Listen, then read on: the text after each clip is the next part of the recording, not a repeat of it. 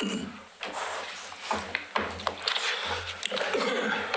we'll call to order the work session ahead of the Parks and Recreation meeting. Starting at 6 o'clock. Work session is specifically called to talk about park funding and current options that are being discussed with staff. So I'm gonna load up the presentation that we used to have the conversation with the City Commission recently. So it's the same deck. The request from this group was to come together to further vet out the funding issues and to be able to discuss a little bit more, add a little bit more time, knowing that the last conversation was a little bit short. So gonna load the projector for us.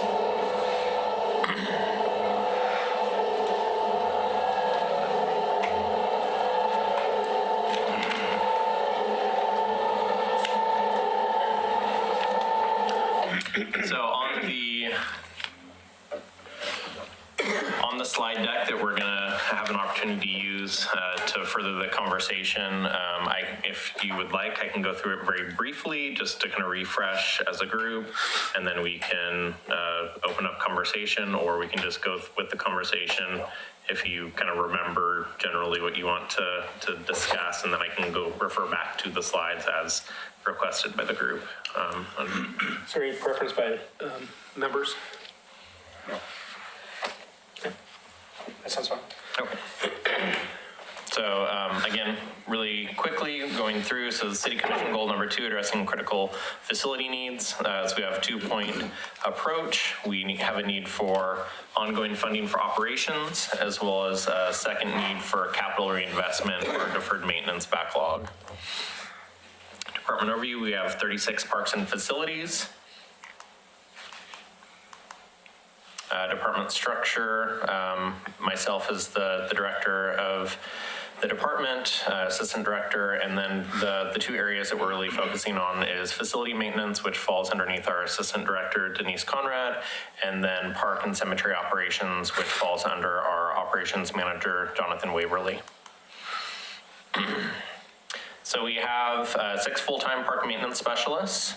As we've discussed previously, we have a gap in what we currently have for FTE and what the national average is.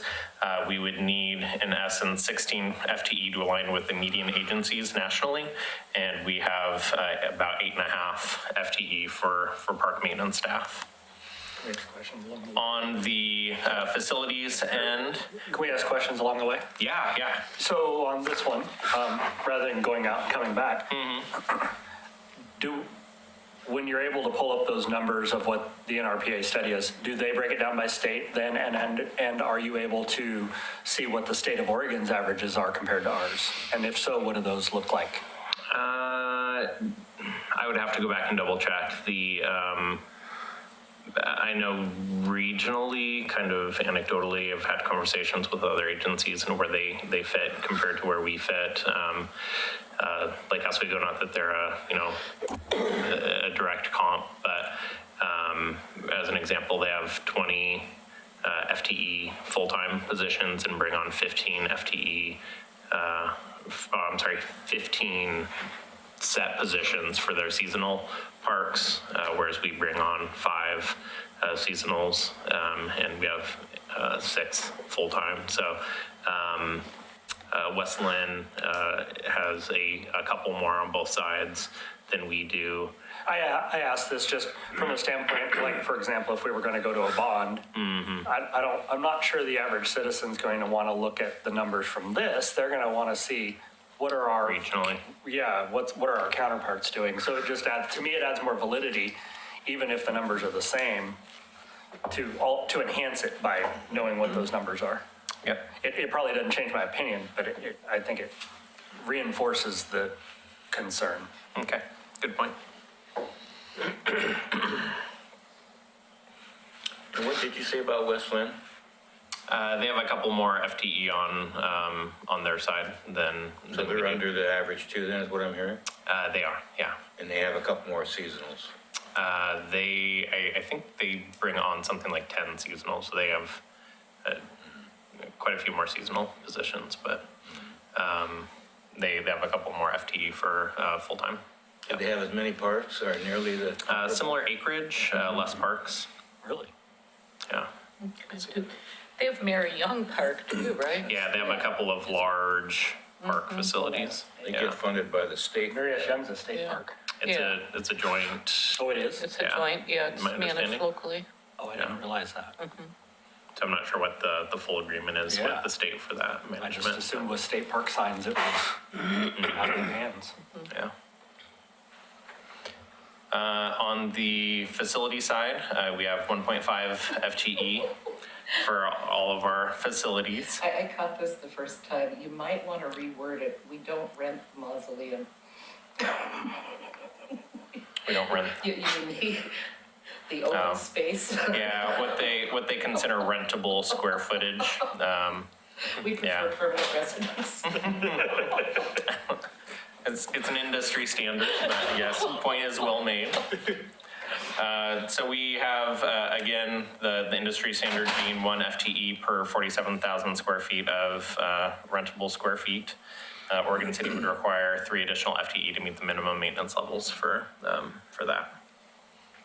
We have, and again, our 1.5 FTE, we have a half-time position assigned to the pool, and then we have 1 full-time position that's assigned to basically every other facility in our city, including both parks and recreation facilities as well as other departments.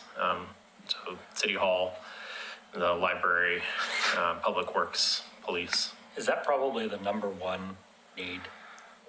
Like, if you looked at the whole list, It's pretty staggering that we only have one yeah. person assigned to all of those facilities for them to be able to keep up not only with the preventative, but the ongoing, yeah.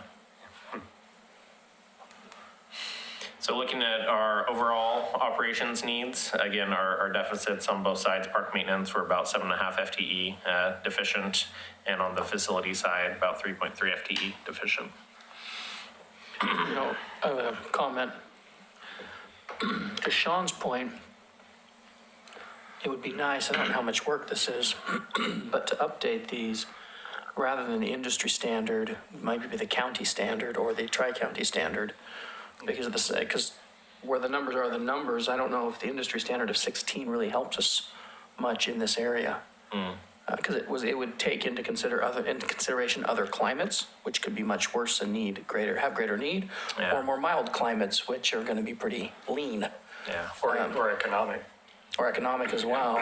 So there's a lot of things that might skew these numbers, but I don't know if that's going to make it look any better or worse, but it'd Yeah. be helpful. Yeah, we can try to pull some, I think the other, it was a study that was conducted versus us calling or trying to research each individual agency regionally, which does take, the staff time to try to hunt all those numbers down.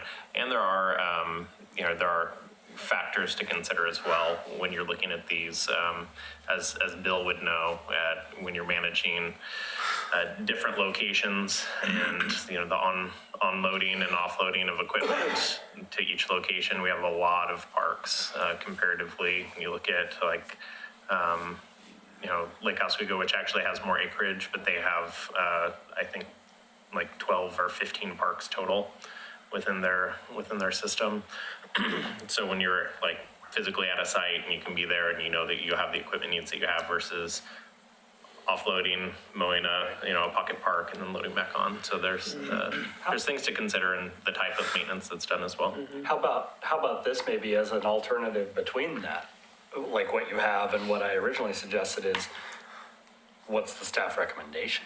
I mean, in other words, show the industry standard is 16, but instead of saying the deficit is just the basic math, as the department head, obviously you would want 7.5 and that's what you could push for, but are we going to be a sustainable department at 5.25?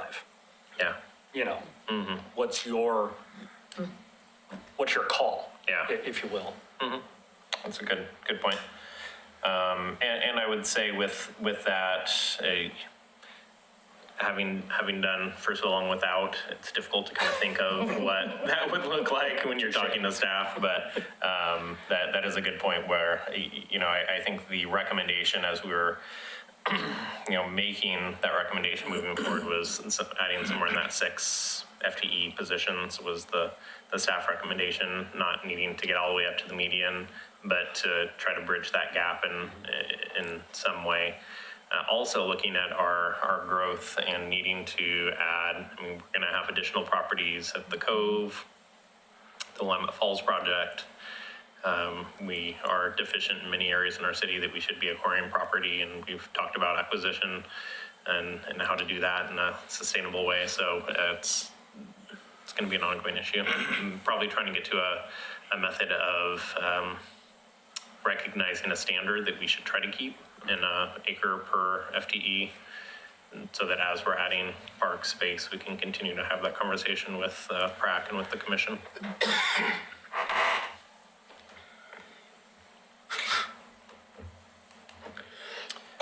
So moving on to our facilities, our parks and open spaces. A few photos of our current conditions. Identifying the capital needs deferred maintenance backlog. So again, we have approximately 23.5 million in parks deferred maintenance, and we have 3.9 million in facilities deferred maintenance for our $27.4 million total deferred maintenance. We attempt to break it down into just easily digestible chunks of costs that you can look at and kind of acknowledge what those areas are. So playgrounds, 3.1 million, walking trails, 3.3 million, parking lots and roads, 2.8, structures, looking at shelters and restroom facilities of 2 million, and then other 11.2 million. Let's talk about the other. We Yeah. definitely didn't get to talk about that, and I heard some comments about like plumbing related infrastructure underground. Yeah. So irrigation, Bucket. storm system management, some of the cemetery items that we didn't want to include in structures. So like the mausoleums that need attention, roofs. Are those buckets comparable to the ones above? I mean, are they that big? Yeah. That's a good question. I didn't vet that out. The reason I ask is I think if you're going to try to sell a bond issue or something like that, if I saw 11.2 million, I'd want to know what it is. Oh, yeah. Well, I think if we, the request to bring back was, what is our need? And, let's start this conversation. And so staff, as far as direction, to spend the time digging into the weeds and not knowing if the commission would even want to move forward with additional conversations, we didn't really, if we were ever to move forward with publicly and go after, a funding mechanism, we would definitely vet out, identify projects, make sure that we have marketing materials in place that make sense, that are digestible. Did you include lighting in here? Under other or under walking trails? That would be, lighting would be in there as well. This is just our deferred maintenance, so this is just looking at current lighting needs. So if we have current lighting that would need to be repaired or replaced, it is listed. It's like lighting on the promenade is listed, lighting at the cemetery is listed, but lighting at facilities, I know like Atkinson as an example, was not listed as a lighting because it's currently That is not. something you might think about breaking out, though. I think a lot of people, the public, would be interested. That's a safety issue that a lot of people That's a good point.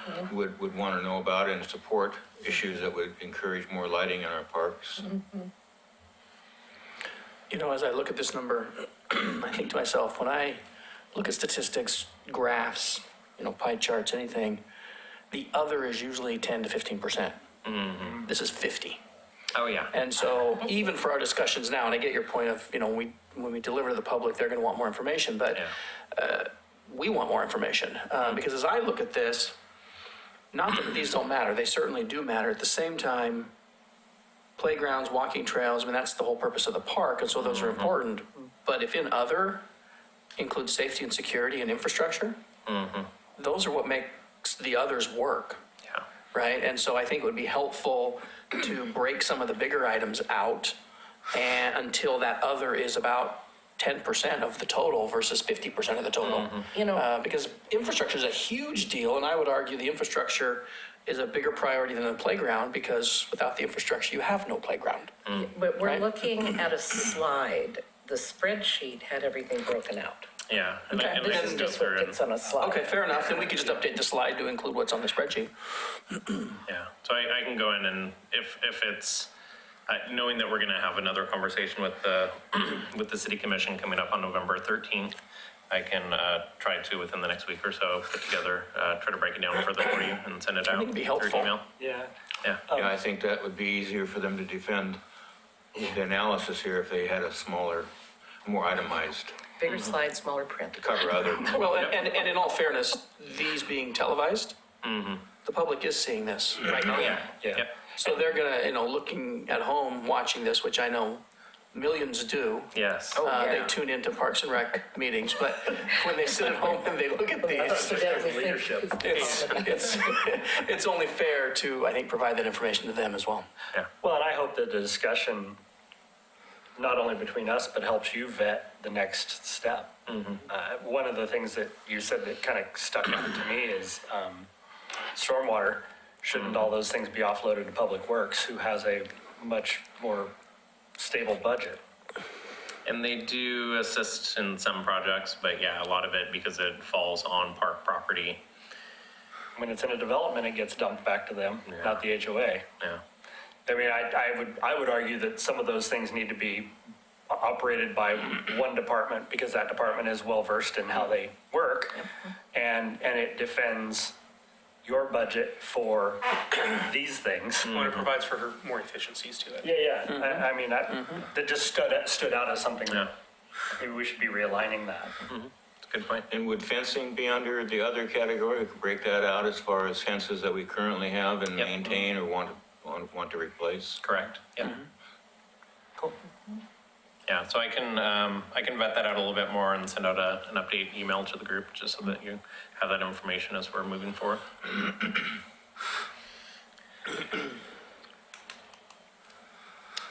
So looking at facilities, deferred maintenance backlog, Oregon City Pool, about $500,000, Pioneer Center, about 400,000, end of the Oregon Trail, 2.9 million, and the Ermitinger House, current deferred maintenance is 0, although it's, again, newly refurbished and will begin to accrue some deferred maintenance issues as we move forward. I think the one thing that he's pointed out here is, and please take this back to Rochelle, is that number shocked me on the pool because that's low. And that's not the numbers Bill and I used to see.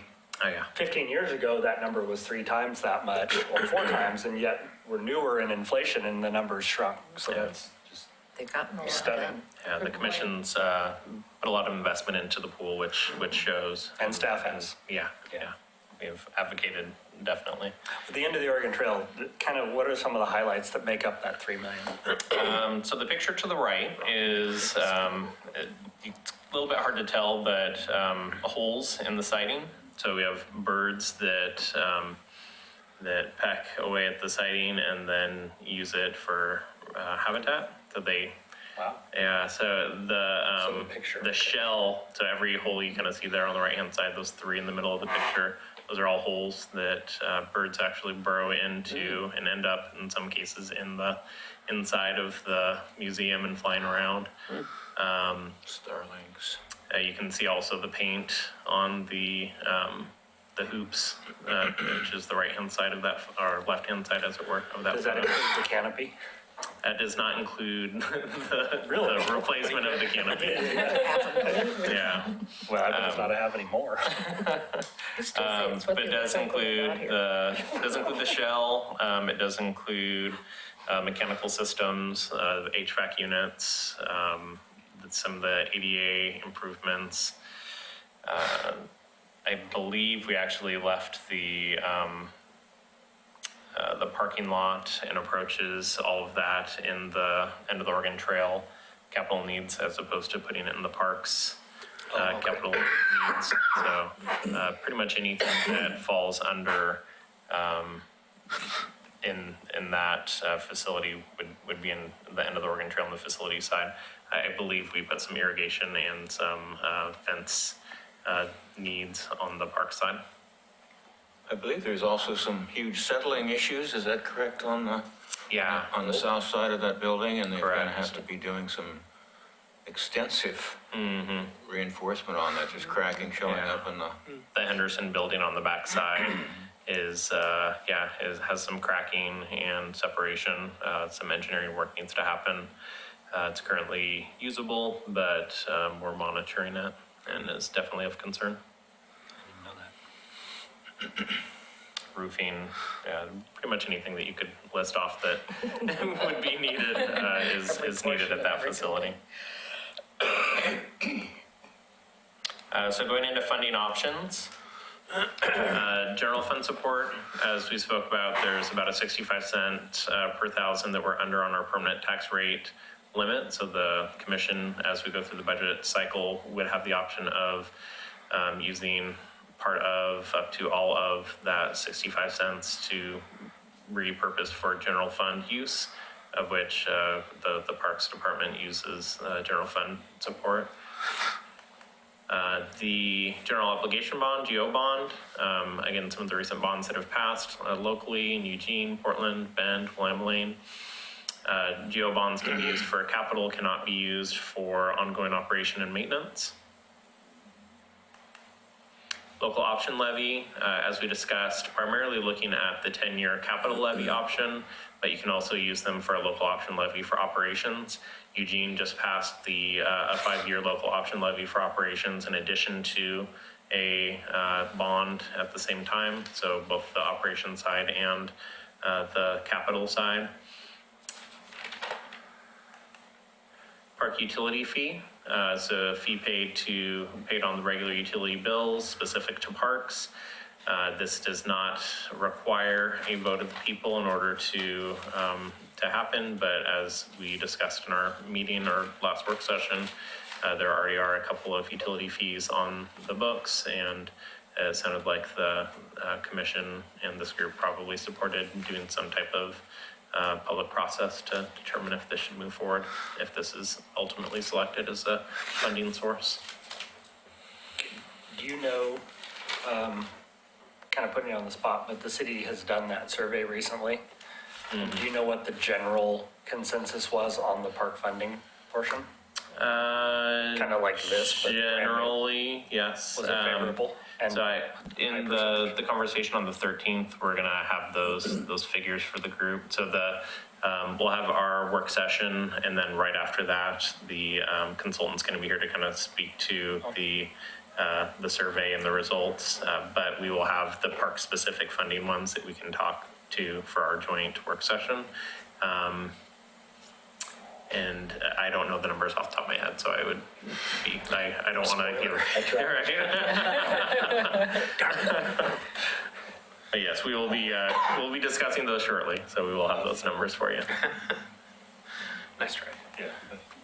Park District, Special Park District, I know this came up, I believe Mike brought this up specifically.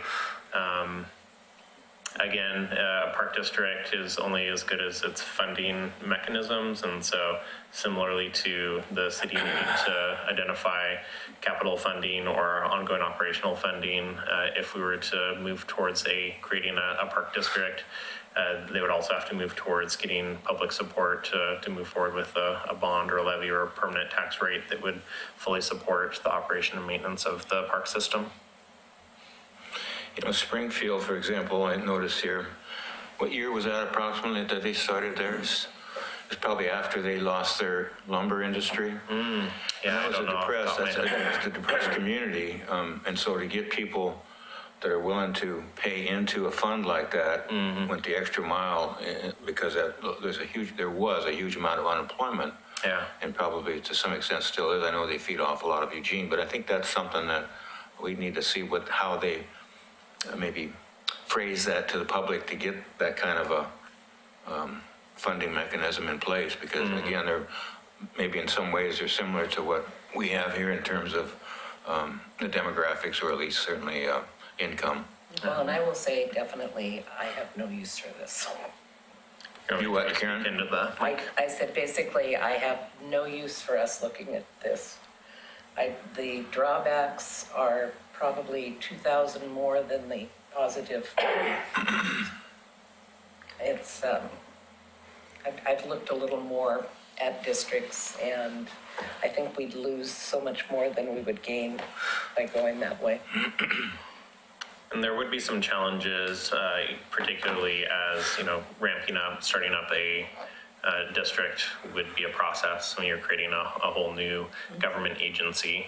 And so getting the approvals, along the way, and getting the public vote, and then getting funding authority, taxing authority as a special district, and then, actually setting up what that looks like, setting up all of the policies, setting up all of the needs, figuring out where you're even going to be having, offices. I think the areas that have done it and have been successful have been, they were desperate. They were what, Chris? They were desperate. I don't think they had much choice in setting something up. The ones I've looked at anyway, just because of the economy or the support behind Parks and Rec were limited. So I think the areas that did it were good, but I don't think we're in that environment here. Yeah, and there are positives and negatives. The one nice thing, I have worked for a special district, and so you are a separate agency. When you work with the city, even when I was in the Dalles and we worked very closely with the city, it's still a separate organization that you're dealing with. And I have counterparts in Tualatin Hills and Bend and Willamette Lane that have you have to build relationships with, the cities and the counties in a way that internally as a city, you already have those relationships built in. You're already in regular meetings, and it's easy to, move forward with joint goals that make sense. And so it is nice on the other side, though, that you don't have to worry about, what money you have is yours. So if there is a downturn in the economy, it's not, are we going to have public safety, or are we going to have parks? What is the choice going to be? So the park district, will probably have to tighten its belt, but it doesn't have to worry about shifting funds from other departments possibly. So there are positives and negatives. But again, you're only as good as your taxing authority, and only as good as the funds that you have coming in typically. So let me put you on the spot, because we can. And I was going to ask you before you went this direction, because I knew where you worked. What's your opinion? Is this one feasible for our area? Could it be successful, more successful than the other options? Or is it still last place? I think we're far enough behind, and the process is far enough along that it makes a lot of sense to move forward and not moving forward with a park district, just because it's a lot of work and it's a lot of vetting and a lot of process. And we're already so far behind the 8 ball that it would be, it's going to be a heavy lift. Again, Tualatin Hills, Bend, Willamette Lane are all extremely successful, and they do fantastic work. If you go to their parks, they are in great shape. It's easy for them to, set a standard and tell a story and know that it's, very focused on the work that they're doing. But it also took them some time to get their feet under them. Yes, they're all well established, have been established for decades. Okay. Yeah. Thank you. Appreciate that. So for the operation funding options, what we looked at again was we looked at the position allotment and what we would need in order to bring a certain number of folks on. The 700,000 annual was kind of the number that we looked at. That would be a permanent tax rate adjustment of roughly 25 cents per thousand, or $6.25 per month. For the average household, the park utility fee came in a little lower at $4.15 per month, and the local option levy came in at the same rate as the permanent tax rate adjustment at $6.25 per month. And again, the park utility fee, because it hits every meter, so that's why you have the difference in the cost per household as opposed to the overall cost for the utility fee. this one really surprised me. I just want to say that to everybody. I don't know if anybody else expected this difference. Between which one? Park A utilities. utility fee of any sort compared to the tax, doing a property tax. I just didn't know they would be that much different. And I've told several people since, coworkers that live in the Oregon City, just about this slide, because this surprised me so much. And a customer is considered a meter? Correct. Yeah, yeah. So is that $4.15 per month? Correct. Which is essentially, I mean, tell me if I'm wrong, but I'm thinking a customer in each of these is going to be the same person, same building. Because if you're a renter, you don't, well, I guess if you're a renter, you have the meter. If you're a renter, This you includes But if commercial. you, Churches, I commercial, guarantee you, the VFW. county will pay it. well, hang on, but on the tax rate, that doesn't affect the renter unless the owner passes it through to them. That's why I say essentially it's going to affect everybody. How do I say this? Not the same because the dollars are different, but I mean everyone participates in this regardless of which one. I guess is the way to say that. Yes. Okay. Well, I don't know, because your nonprofits don't participate in the, Right. yeah, anything, any church property, any VFW, those types of facilities, county facilities, government buildings, They don't participate in the they don't pay property taxes. property tax. Yeah, So- but they pay water But bills. they all pay water bill. Okay. Yeah, and that's kind of why I'm drawing myself a little graph here to be able to compare these. And I'd really like to see something consistent that we can count on, more than 5 years, more than 10 years. I'm looking at the revenue of $700,000 annually. That's a drop in the bucket compared to what we need. Yeah. And I kind of like the idea of the park utility fee, and I understand public perception is an issue, but I think with the proper relations campaign and outreach, it affects, everyone has skin in the game with it.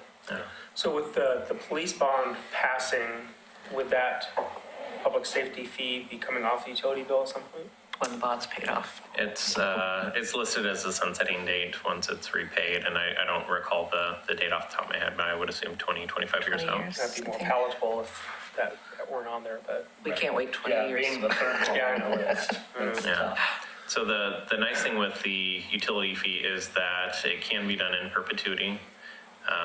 It is an identified use, so it's not a general,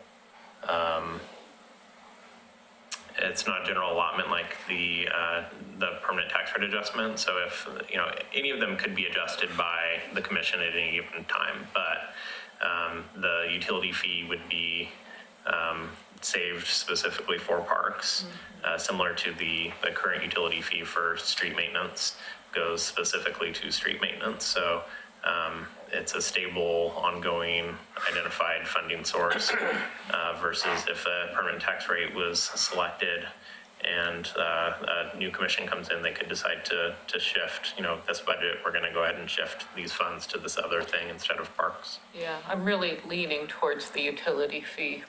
Me too. Is that a permanent fee? I mean, not Oh, permanent, that's is that rate permanent or is that adjustable by commission? Oh, it's all adjustable. It is, That's going to be a question that some, That would be People would wanna interesting know. if they insist on it being voter approved the first time. it's to the discretion of the commission, is my understanding. So if they decide to adjust the rate, they can adjust the rate. And that's on the utility fee, right? That's what we're talking about. Correct, yeah. Yep. The tax rate adjustment, it doesn't change, it is what it is. Tax rate adjustment, there's an allowable maximum. So our allowable maximum is somewhere in the $5 range, and I don't recall the permanent rate, but we are 65 cents under that allowable maximum. So each time they put together a budget, they have the discretion to be anywhere underneath that allowable maximum. If they were to want a larger permanent tax base, they would have to go to a vote of the people to establish a different tax rate. But both the option levy and the tax rate, they both go into the general fund, right? The option levy would be specific to parks, but it would have to be voted on by the public each time, each 5 years for operation, or each 10 years for capital. Can I clarify what I believe you're saying? Of all three, permanent tax rate is general fund. Park Correct. utility fee is general fund. Local option levy would have to be dedicated. Park utility fee would be Park is general fund. dedicated. Park utility fee is dedicated Dedicated. by their discretion, though. It's from a budgetary standpoint, it's general fund. And local option levy would be a separate fund. It's No, my understanding the utility fee would be a dedicated. It would be. dedicated, just like the road, Yeah. whatever we call it nowadays. I would want to see that specifically stated. The city of Portland uses that local option levy usually when they are asking for more money. This is what we've done so far. This is why we need it, and they spread it around through the entire city so that everybody's buying into a park or two in their area. And it's usually successful as long as it's a track record shows that the money's being spent as promised. So they don't have, usually, I don't know if they've lost one or not, but usually it'll go through every 5 years because the track record is such. But that's also how we used to try to run the libraries and just about lost them. Yeah, it's having to sell yourself every 5 years for, and Metro they just passed another levy for the 19 to 24 cycle. So this has probably been mentioned, but so I understand, local levy is, of course, 5 years. Park utility fee, how long does that last? Forever. Could be in perpetuity Okay. unless the commission sets a sunset date. Okay, and then permanent tax rate is permanent. Is- Well, technically, it's every 2 years. Yeah, The tax rate? Yeah, it'd just be like the school district. You know, you set that tax rate at the end of the budget cycle. And right now, they're just choosing not to exercise the full tax rate. Right. And so if you upped it by 25 cents of the 63 cents available, that's a biennial decision. Typically, it's going to continue because they never give money back. They never lower the rate, but Did?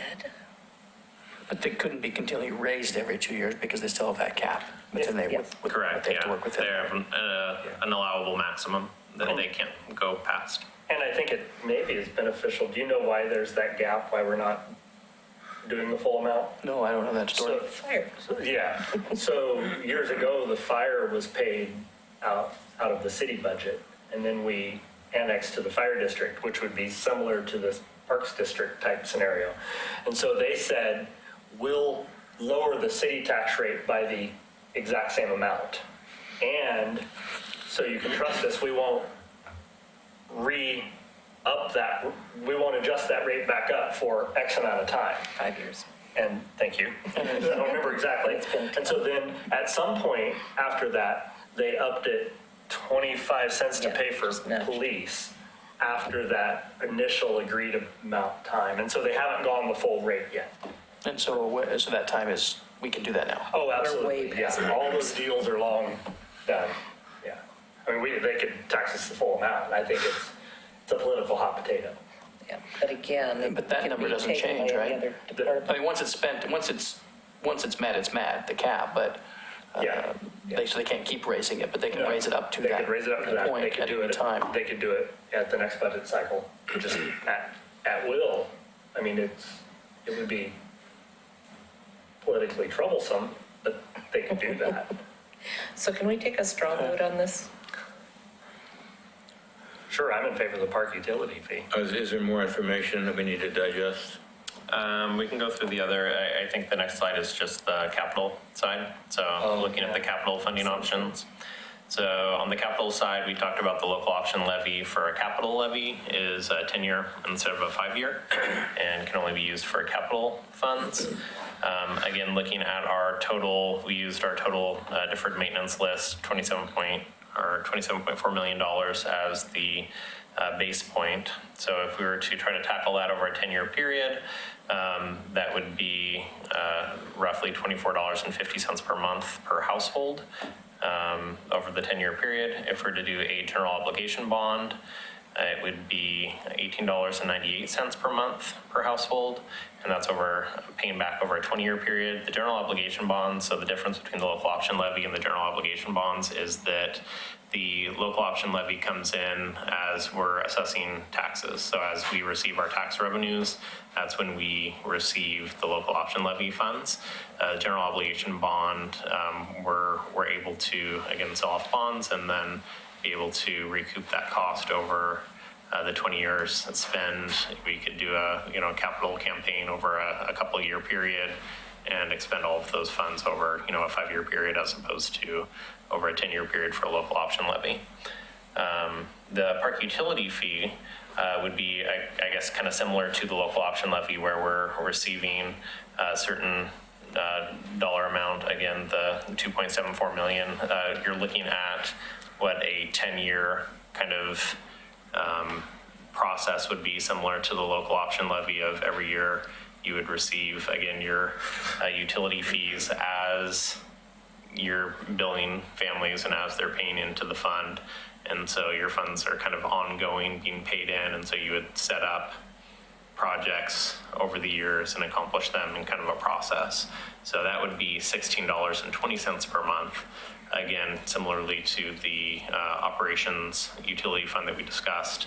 It's a little bit cheaper than the other options, quite a bit cheaper than the local option levy, and even cheaper over a 10-year period than the 20-year payback for the general obligation bond.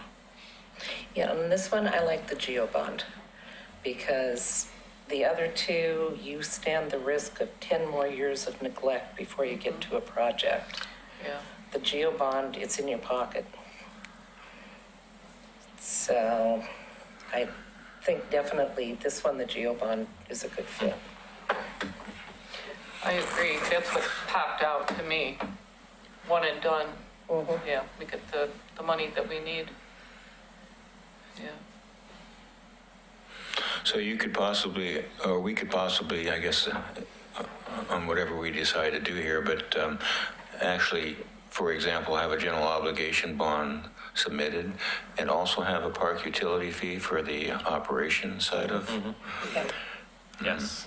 Yeah, similarly to the Eugene model that we kind of spoke to, that they passed at the same time, a bond and an operational levy, so that the capital side for the bond and the local option levy for operations. Similarly, we could do a utility fee for operations and a bond for the capital needs.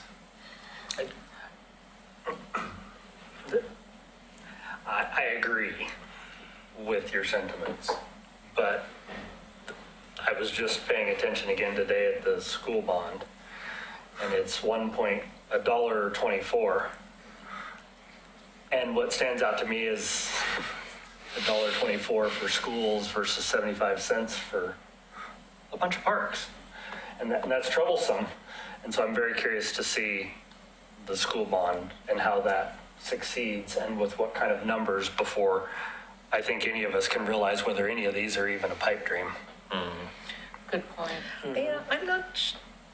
If we take pictures of the really, really horrible spots and advertise it well, because we've got some really, really. I hadn't even thought about that until just now, but just today I was looking, what, like my own bill calculator, and it's close. I mean, it's not like it's 30 cents. That's because. So how would that work with maintenance. getting the backlog of work done? If you were to get the 20-year bond, all your money in the pocket, would you, hire contractors and get the backlog level set and get it all Yeah. done? And So we would, again, I think it works hand in hand with the operations side. It's going to be additional staff time as well. Even though we would hire contractors and we would still need to do all of those processes of bringing on, doing the RFP, overseeing the project. But yeah, we would hire contractors, go through and have them start doing the work. So we, first off, even before going to a vote of the people, we would set, kind of project scope. So we would have an identified projects, these would be the projects that we would move forward. That would be message to the broader community, as you can, similarly to the school district, at your park, this is what you would see. This is the difference that it would make in your community. These are the other projects that we have identified. This is kind of the timeline of which we're anticipating being able to conduct the work.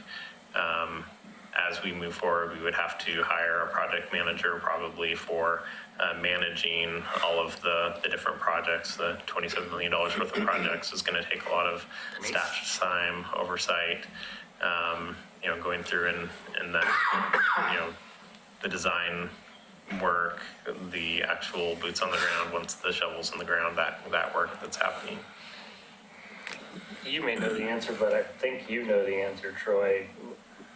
It was something that came up on this school budgeting side that I'm going to state it and tell me if I'm correct. It's something along the lines of you only start getting charged the interest on the bond of what you draw. So for example, if you were to make them in phases, you're only going to pay interest on the first phase and you don't start.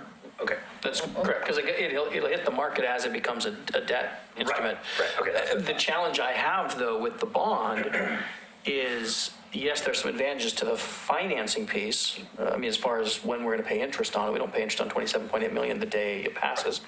But the challenges I have is, to your point, Sean, where with the school bond, and even if it passes well, and I expect that it will, is the city going to be ready for yet another bond? And even though the numbers will say, wow, they're in favor of a bond, that doesn't mean they're in favor of a second bond. That means they're in favor of that bond. And so we're not going to get a definitive answer at all, which is, what statistics do, is they don't give us anything definitive. They just give us a lot of stuff. And so there's no promise that's going to work. And I think the community might be, the money is the money. At the same time, if you say bond and there just was a bond, then it doesn't look as good. The other challenge I have is we get $27.4 million at one time. That's a huge expense to be able to spend that money in, I believe it's the 3-year period that we're required to start taking that money out. Right. That's the number I was looking. And so we've got 3 years to spend $27.4 million, which we have enough projects to handle that, but I don't know if we have enough time and manpower to handle the spending of it. And if we go with the park utility fee, we get it in more manageable pieces, $2.74 million per year. And the other challenge I have is we have people that are going to be moving into this city. And they're going to come, if we were to spend that $27.4 million, let's say we got everything done within a 5-year period. They move in year 6, year 7, they come in these beautiful parks and they see nothing done to them for the next 15 years, or in their minds, nothing done. Right? Also, those of us that do live here, we see, wow, you spent all this money on these parks and nothing's been improved on year 6 or year 7 or year 8 or year 9. And I just wonder if doing a little bit each year keeps the excitement moving about the city is continually doing what they can do to our parks, because a little bit each year is happening. I absolutely do not agree. And I'll tell you, you think you can't sell something. We're looking at $6 for operations and $16.20 to do dribs and drabs each year to do repairs. You're going to really hear about a $22 fee showing up on a bill. Well, that was one of my. Pavement's only $5. But Karen, that was only one of my objections. That was only one of my objections. Well, the other I have part several is, others that I think too, are valid as well. With you approve, the voters approved the bonding. So in this case, it is, they approved bonds up to $27.4 million. You don't have to sell a $27.4 million bond the first day. Correct. So Correct. you could get the money to come in over time and defer interest because you haven't borrowed as much of it. It's just in 20 years, the voters are approving you borrowing that amount of money. Not exactly. Yeah, that's the Not question I was exactly. leading to with him. You You've have got to draw. deadlines you have to hit. Phil, you may know exact numbers on this, but you've got deadlines you have to hit. You can't just decide over a 20-year period when you're going to take your money. Right. You are forced to take it at certain times and therefore spend it or lose it. Right. But isn't there's a 10-year something After in there? going and- to, after selling it, to your point, and again, I'm by no means an expert on bond financing, but you do have to start, yeah, right. Yeah. Hopefully I will become an expert at bond financing. As soon as possible. But you do have a set period of time, which I believe is 3-year period, after you sell the bonds to begin spending the bonds. To your point, I think you can sell off a certain portion of them over that time period. So you can sell like half of the bonds up front, start those projects, start that momentum, start spending on those bonds that were sold, and then have a secondary sell date for the remainder of the bonds once you have progress on those projects that are already under your belt. So I can find additional information on that and bring that back as part of the conversation for I've sat through bond school the twice, but I November don't have the 13th answer. meeting. And just maybe even invite our finance director to be here to help hopefully answer some of those questions. So if with the commission, we decide on the bond, are we looking May or next November or an off election? I think that's part of the conversation. Yeah. Okay. Yeah, we're definitely, I think May would probably be too soon. Yeah. So let's do a quick time check here. I want to give you guys a 5-minute break before our regular session. I wanted to ask a question on the FTE levels with these bonding or these funding options. Does that bring you up to your 11 FTE deficit? So the recommendation, if we're looking at that $700,000 amount, that would be roughly 6 FTE positions. So we would recommend 1 FTE for facility maintenance and 5 FTE for parks. That would include all of their ancillary vehicles, equipment, tools that would be required for them to do their work. So just want to voice my concern that might not, I mean, funding wise, that helps with the deficit number, but the manpower to maintain and get the work done, in the future, I don't know that gets you there. Yeah, gets us closer for sure, but it Well, and I've got two doesn't questions get on us to that that immediate topic. number that we You really need. discussed. Yeah. But I have a companion question on the same topic. There's 2 things. Number 1, John had commented we haven't done comparatives on grade costs for a while. It might be time to look at, do we need to be raising fees? The other one is the upcoming budget is going to have the marijuana revenue in it, which the current budget has not. We'll now know how much that actually is. And I keep joking that at least half of it should come to parks because it's a tax on grass.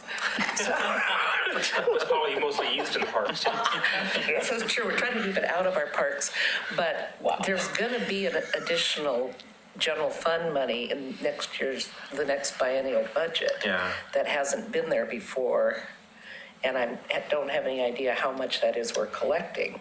But we could maybe conceivably, between raising fees and getting a little bit out of that, get one more staff It's person. not as much as you would Not think. that good, okay. Yeah, but that is new money coming in.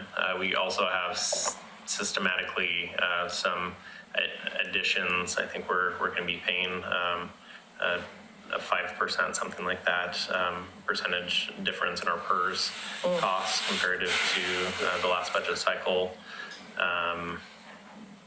So that's an additional cost as well. So only half joking here. Instead of a utility fee, how about taxing the grass? For parks. We'd have to pay it.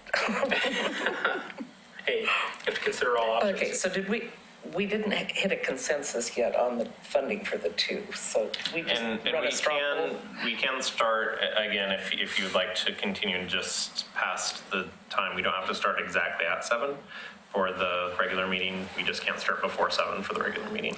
So if you'd like to take a couple more minutes to vet it out, we can. If you want to end and we can move on, that's fine as well. So I got the information I was looking for. I would like to know what that sunset date is on the public safety fee and the utility bill is. Yep, I can find that out. And I think going back to Troy's and my comment about bonding, it would be important to know the time requirements with pulling money out, especially on a 20-year, Yep. just a couple long-term. Ready for a break? Okay, take 5 minutes, adjourn this work session. Sounds good. Check with our large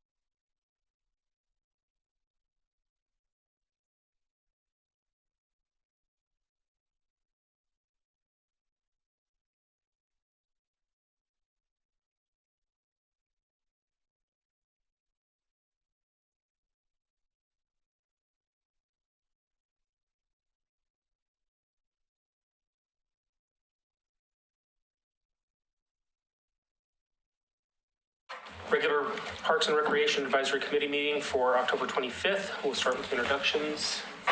Bill Daniels? Troy Bollinger. Lisa Novak? Chris Cook. Sean Dashler. Karen Moore. Roger Follow-Tythe. Phil Lewis.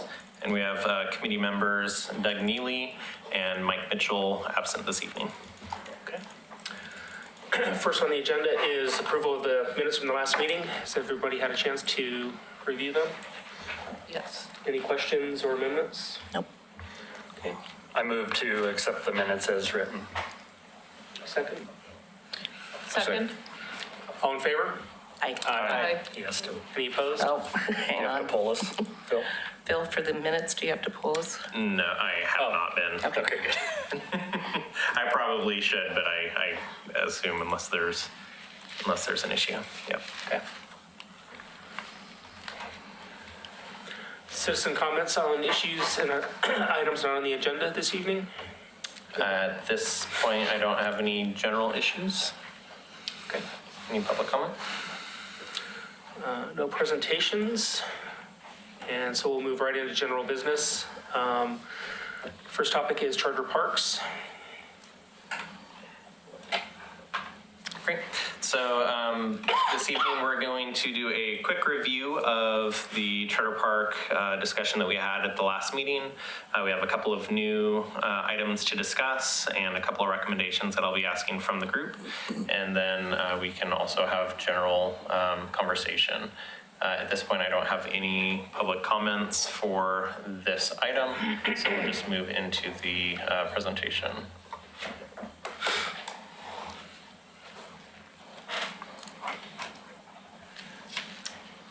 So as an overview, Chapter 10 of the Charter recognizes parks and natural beauty. So the purpose of the chapter is to, again, make sure that we have a nice park system that will be here for our citizens as well as citizens in future generations.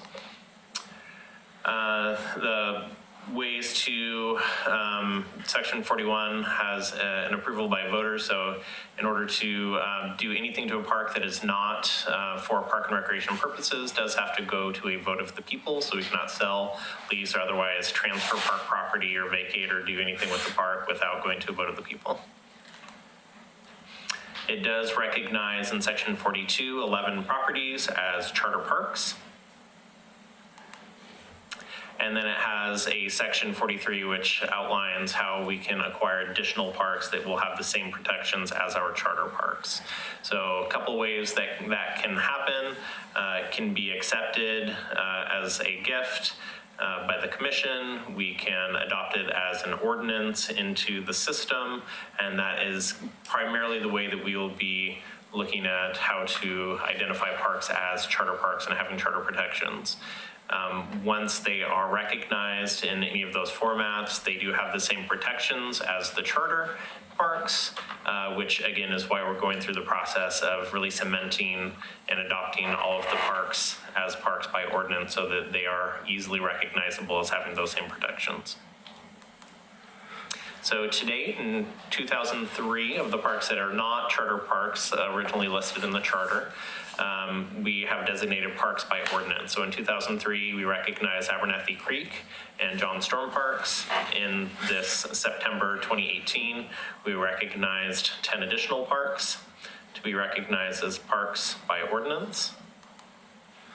And then we have our remaining 13 parks that need to be recognized as park by ordinance and receive that designation. At the last meeting, we reviewed several parks, of which we have 4 parks that are currently situated, ready to move forward to the commission on the November 7th commission date for adoption as a park by ordinance. That would be Kenema Slope, Pioneer Center, Stafford Park, and Straight Cemetery. 2 properties that we'll be reviewing today and are under consideration that I will be requesting a recommendation of this group for Mountain View Cemetery and Sportcraft Park. And then we have a couple of other facilities that still need to be vetted internally that this group has said that they would like to move forward, but we still need to refine a couple of things before we move them forward for adoption by the commission. The Ermitinger House, Barkley Hills Park, and Old Kenema Park, and we'll go through the specific items on those in a couple of slides. So still to consider at upcoming meeting, McLaughlin Promenade, Oak Tree Park, and Singer Creek Park. And then the other property that we've already discussed, that this group has asked to set aside and look at possibly selling the property to use for land acquisition in other areas that are park deficient, is Dement Park. And I can tell you with that piece, some of the research that we found is that there's currently no restrictions on that property, so it should be a property that if deemed surplus, the city could at some point sell. Thank you. So properties that we'll be talking about tonight, Stafford Park. This was one of the ones we reviewed at the last meeting, and it's ready to go and will be moving forward at the November meeting. Kenema Slope Park, again, not a lot of need to move forward on anything with that. It very clear, and we'll move forward on the 7th. The Pioneer Center, we discussed again the additional parking areas, but we decided to move forward on the main property for adoption of the City Commission. Straight Cemetery, which will move forward. And now we're getting into the other properties. So the Ermatinger House, as we discussed, and decided to move forward with the lower kind of red area on that map, is designated as park for the Ermatinger House. The section of property in the upper section is 2 separate tax lots. So the parking area again is an independent tax lot, and then the fire building is actually part of the same tax lot as the Ermatinger House currently. So we'll be working with planning to do tax lot adjustments and make sure that it is done in a correct way before doing the overlay for the charter park designation. Barkley Hills Park, so we had a lot of conversation over this property, very a detailed conversation. And so with this property, again, a lot of the conversation happened around the pump station compared to the park designation. There is a lot line there that was not immediately obvious when we first began researching the property. So the yellow circle that you see on the screen is generally the area that the pump station is located. And on the next slide, we'll see this is the plat map, which shows Tract C outlined there in yellow. The green property is the park properties. There is an approximate 12-foot sliver, which would be allowable as access onto the entire Tract Z. So it would have a 12-foot walkway, in essence, maintained for public access, as we discussed. Right. Old Kenema Park. So again, as we discussed, there's the issue with the little sliver of property, which is not immediately adjacent to the Old Kenema Park. It is considered part of the property. In conversations with Public Works, both Fifth Avenue as well as South End Road are both county right-of-ways, and so the conversation has been around the county absorbing the sliver of park currently park property into the right-of-way. They are open to that conversation, are currently working with our Public Works Department to do the background work on absorbing that sliver of property into their right-of-way. In conversations with our city attorney, they're comfortable with this process, and so we are kind of doing that legwork, and we'll bring back the charter park designation once that ancillary work is behind us and be a little bit cleaner going into the park designation. Sportcraft Landing, so we discussed this during our last meeting. There were some conversations and concerns about this property and what we're designating. I can tell you that it's a very complicated lot. I did go back and look at the title report, and there is some language in there in regards to access and a certain payback to the state if we are not using it for its current use for a ramp access. It was fairly minimal. If I'm remembering correctly, it was like $30,000 that we would have to pay back. But it was in the 60s when it originally the agreement was made. Additionally, there were 2 Land and Water Conservation Fund uses on this property in the 60s and 70s, of which, as I spoke previously, when land and water conservation funds are used, typically there is a permanent requirement of in perpetuity the property be used as open space and have an easement for that purpose. I wasn't able to find the specific easement, but again, it is my understanding that that is typically a requirement, and that's kind of the direction that we've been going with this. So we would be seeking PrAC recommendation to move this forward, recognizing it as a charter park by ordinance, making that recommendation to the city commission. And at this point, I would open up conversation and ask that we hopefully have a motion in that form be made. So, Go ahead. question 1. Yes. What about the commercial use? The commercial use was grandfathered in. As we discussed in the charter, we've had an ongoing lease agreement with the property owner since before it was acquired by the city. Our first, when we first acquired it, it actually had in language that there is an ongoing lease that is required to be maintained through the life cycle of that lease, and it's continued consistently over the years. And then the other question would be, conceivably, could this interfere with ODOT's plans? No, For sure. they're already going to go to the people. They already recognize it. We already recognize it as having those similar protections. And this is just cementing and making it very clear that the city recognizes it as a park. Let me ask you a question about, there was some consideration being given to the idea that this park could possibly be renamed. We know that it's named after a for-profit use, and possibly that could be considered as an extension of John Storm Park.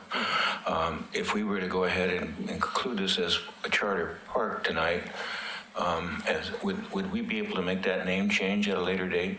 We would, yeah. Similarly to Abernethy Creek Park, when it was designated to have park protection by ordinance, it was listed as Peninsula Park, something in that realm. And Glen Oak Park and Filbert Run Park additionally have both been recognized as parks by ordinance, but just state that it's not the permanent name in the whereas statements. And if Sportcraft no longer runs the business at some point in time, does a lease revert back to the city to reissue a new lease to a new vendor, or if in fact, how does that? That's a good question. So that would be something for our attorney to probably vet through, but my understanding is that because it's already in place, it's been grandfathered in, I would assume that if we're no longer under contract with that group, that we probably would need to relook at it. It's still the same family. No, he's saying if in the future Oh. it became If they some decide other, not to Yeah. continue forward, if the city wanted to do a similar lease with someone else. Some in the future. Okay. Yeah. Have to get the sea lands off the dock. Well, I would make a motion, unless there's some other discussion, but we can have a discussion about approving all of these parks that we've just reviewed. Certainly, do we want one at a time? Is that what we're Yeah, asking so for? one at a time. The other ones have already been voted on. So I have under discussion today that we need a recommendation. A motion would be for Sportcraft and for the Mountain View Cemetery. So for Sportcraft, if you'd like to make a motion, that would be fantastic. So moved. and I'll second. So it's been moved and seconded. All those in favor? Oh, we do need to do a vote, You just sorry. need to do it the other way. My apologies. Daniels, Aye. Ballinger. Aye. Novak. Aye. Cook. Aye. Dashler. Maury. Aye. Fowler Tex. Aye. And motion passes. Thank you very much. So the next property is Mountain View Cemetery. It's actually already recognized as a park by ordinance, ordinance number 011011, which was in 2001. The majority of the park was recognized as a park by ordinance. The one sliver of property that was not is right here, the 1 acre property that we recently acquired within the last year or so.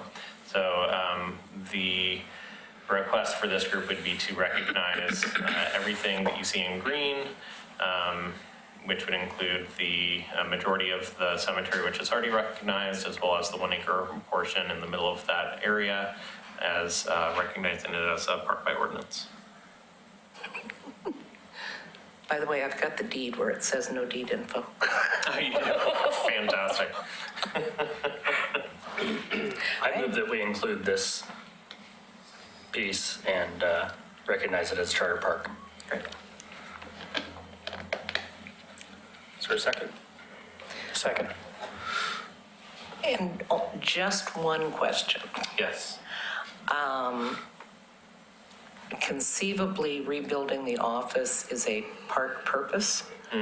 So making this a charter park isn't going to interfere with being able to replace that structure. Correct. Yeah, we can, any property, anything that we build on parks land, if it's for recreational use or for maintaining the park's facilities, is an allowable use. And what about a new mausoleum?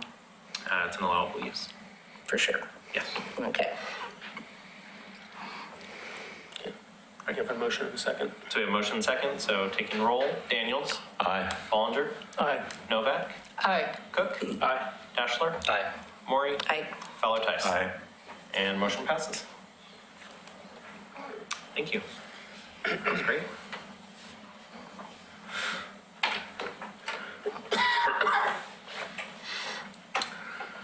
Okay, next on the agenda is the Buena Vista House. Great. And we do have one public comment for the Buena Vista House. Information from staff at this point is that we have no additional new information, unfortunately. Bill did reach out to me earlier in the week to request, what information we'll be bringing forward on this topic. Given the construction boom that we've seen regionally, we have had firms come out and look at the property and said they were going to come back with estimates for us and have not returned estimates. We have other companies that we've reached out to that have passed, and we have other companies that wouldn't return our phone calls. So at this point, we only have 3 firms that have given us estimates on work that would be required to bring the house into a habitable use for a public facility. We had the 2 original ones that we put out and had some firms give bids on. We have 1 additional one based on the updated scope of work that the stakeholder group had put together. And I guess at this point, I'm probably looking for some direction from this group as to when I should bring those items forward if we continue to.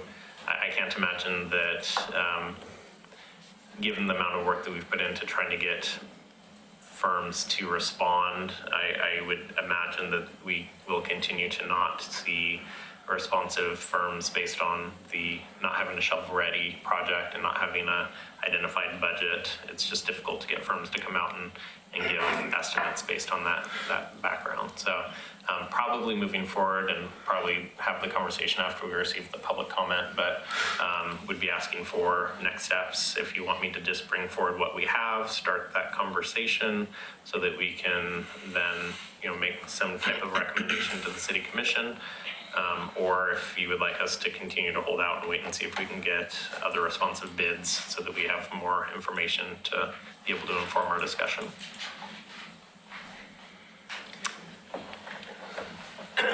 Go ahead with the public comment. Yeah, so for public comment, Denise McGriff.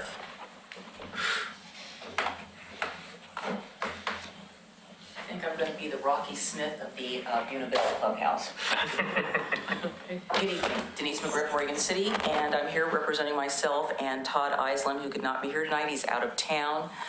But I would like to request that the city and the PrAC move forward with, if we can't get any, so I asked the question, who were the contractors that we contacted? Because I called a contractor yesterday to just talk about electrical service. He called me back today. He's willing to come out and take a look at the property because we want to just get the electricity hooked up. I don't want to come here again in December telling you that we're now going on year 4, that the building has been unheated and has had no electricity. The McLaughlin neighborhood has said that they would help contribute some funds toward this, and we are still willing to do that. I urge you to move forward at least getting electricity, which is the thing we have been asking for 3.5 years. That is what we would like to see. It needs it, and it needs it soon, because we're going into, even though the prognostication is from the weather people, which of course we all believe them, that we're going to have a mild winter, it still leaves it unheated. If we get some random weather that brings it down colder or warmer, it's still causing problems for the house. So I can discuss that with you, who the contractor is. It's a local contractor, somebody that has worked on older buildings, is very familiar with it, and at least let's get the electrical done soon. And that's all I have to say. Let me ask you, Denise, there was an email from Todd Island that I received and forwarded to you. Yes. He's, like you say, he's out of town. And we could probably have perhaps another meeting. I won't take up any time tonight, but I think that he indicated that there might be the possibility if the city and or the neighborhood requested PGE to put in a meter base, they might just do it at no fee, no cost. And then we're talking about an electrician. The panel is still up on the building and serviceable, and so it's about putting the wires from the meter base to the panel. And that whole fee, at least Todd's estimate, was perhaps under $2,000. So PGE can't put in a meter base? I don't know if we've asked him yet. We wouldn't, or PGE wouldn't, because it's customer-owned property. We only own, or PGE only owns the meter itself, and the wires going into the masthead. So by regulatory constraint, they can't do that. Sorry, I've tried. So it's considered customer-owned You've tried property. to get PGE to put in a meter base Could on they- something else? Because it's considered customer-owned property, they can't do it. Well, you can still get it put in though, Yeah, I agree. whether they own it or not, or whether, so. Thank you. Yeah, so yes, you're correct. That's Todd's estimate. And I said we have a local electrician who the city has actually worked with before. I've personally worked with them on my personal property. I've worked with them on a nonprofit's property. And like I said, I'd really like to work with Phil to get them over there within the next few days and have him take a look at it and get us some costs and move forward. I don't want to go through another winter without any heat there. Some heat. Just a wild shot, Denise, you might reach out to PGE Foundation, that's their charitable arm. I'm not sure what kind of causes that they actually contribute to, but couldn't hurt to ask. Well, this is a public thing, so yeah, it doesn't. What could they say? No? I mean, if you don't ask, then you don't know the answer. So I will do that. Do you have a contact? I can get you one. Okay, perfect. Thank you so much. Sure. Okay. Further discussion on Buena Vista House? I agree with Denise. So what are the funding means right now for that, Phil? I mean, how would we fund that work? It's currently on our deferred maintenance list. I think the conversation that we've had to date is that we didn't want to throw good money at bad, as it were, and maybe that's an awful analogy for something of historic significance, but if it were the direction of this group and of the commission to not invest in the property, it seemed not worthwhile to do the work to start to get things moving and to then revert back and look at other means. And so we initiated the conversation with the stakeholder group to start to lay a process of what it would take to get the house open and usable. Part of that process was to, again, the city went after original, contacting firms and trying to get information back on what it would take to get the house back open for a public meeting space. Once we met with the stakeholder group, we did a refined scope of work based on the criteria that Todd Island put together. And we made contact with many firms and received one estimate back on that group. And I thought that it would make a lot of sense to have at least 2 bids on each of the scopes of work so that we could then start to have a conversation. The house, even though it has no heat currently, has not had significant damage due to not having heat. And it's obviously not ideal and not something that we would like to see happen for any longer than needs be. But given the information, given the progress that we've made, we were wanting to, again, have some direction from the commission before moving forward with expending funds. So what is the house being used for? It's currently red tagged. It's non-habitable. So there's no really need for heat right now, is there? The need would be to, Further deterioration. Keeps it drier. Oh, okay. Yeah. Okay. but yeah, it's not currently habitable, and for its primary use, no, it does not require heat, but for maintaining the property, it's better to have a heat source. But if we're going to do other work on that, what you're saying is it might make sense to kind of do it all at once and not heat something Or if it was, or to hook up electricity, which may at some point, the box may have to be moved, or other things may have to be done to go in line with the plan. yeah, so that's a Okay. consideration is, that, the scope of work right now does not call for it to move locations. But I think our primary concern is to put money into a project that, it's on the low end, we're looking at in the 400,000-ish range, and the high end looking at the over $1 million range. And so knowing our deferred maintenance backlog and current inability to maintain facilities that are highly used, we're just trying to use the funds to the best of our ability as staff. Where are the specs that you're sending to prospective bidders?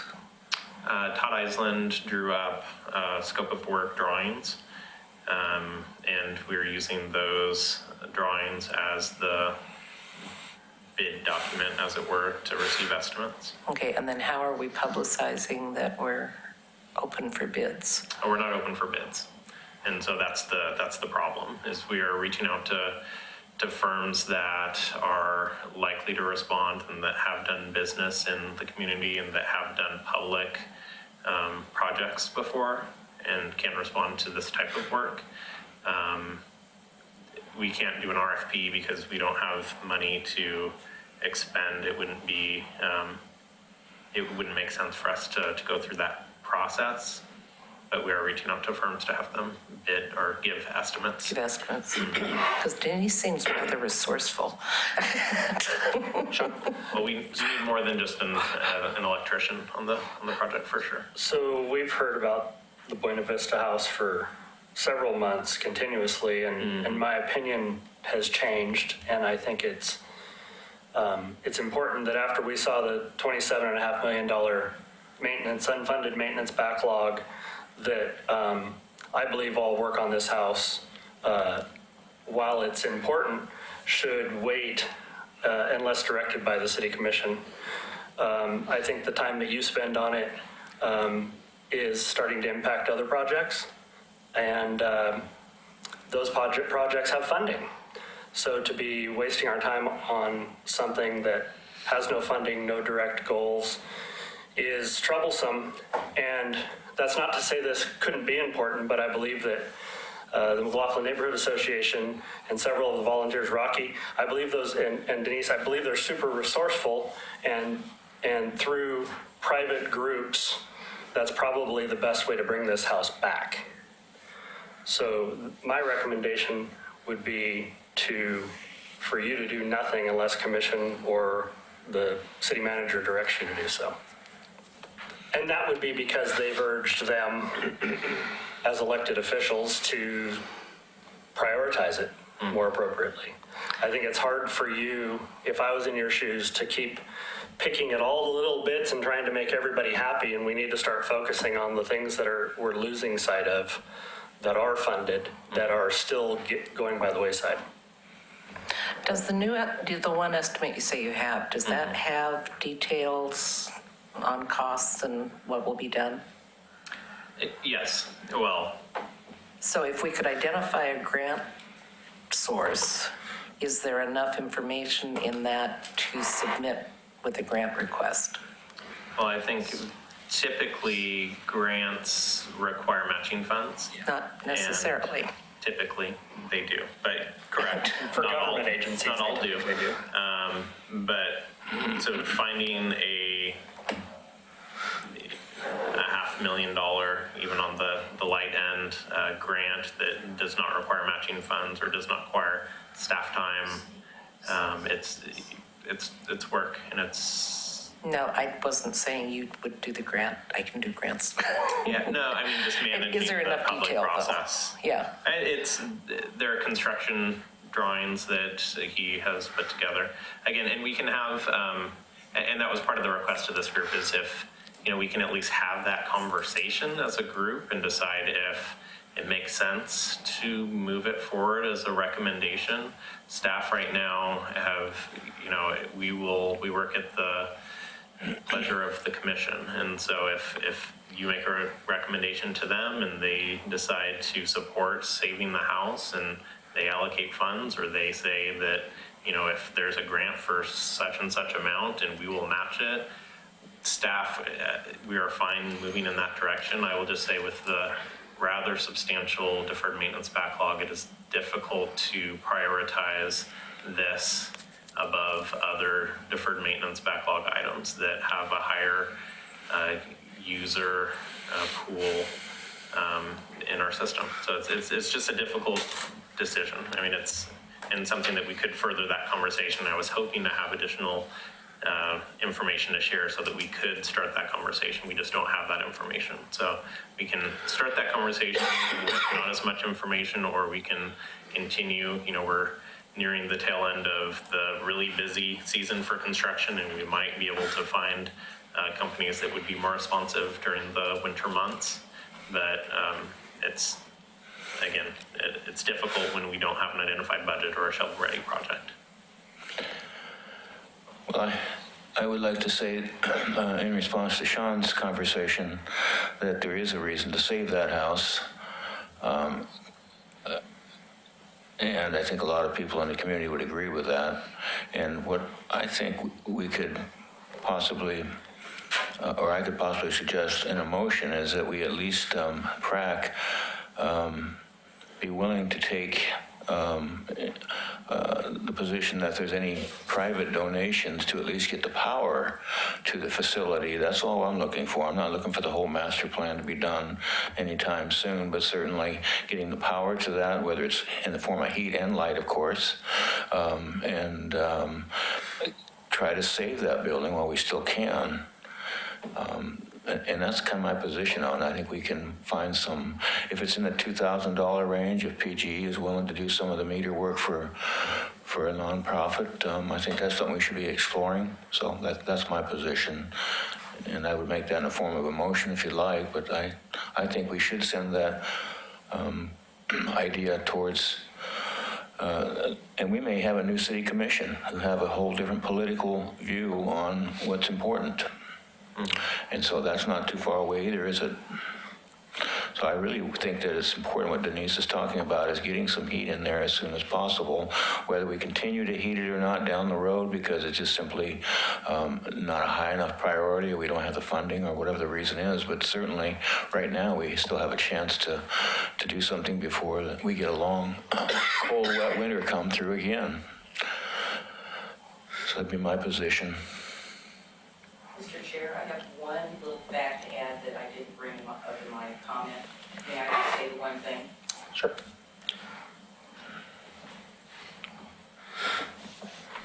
I appreciate everybody's opinion, but I wanted to remind this group, we would not be in this position if the city staff had not taken the electricity and everything out of the building.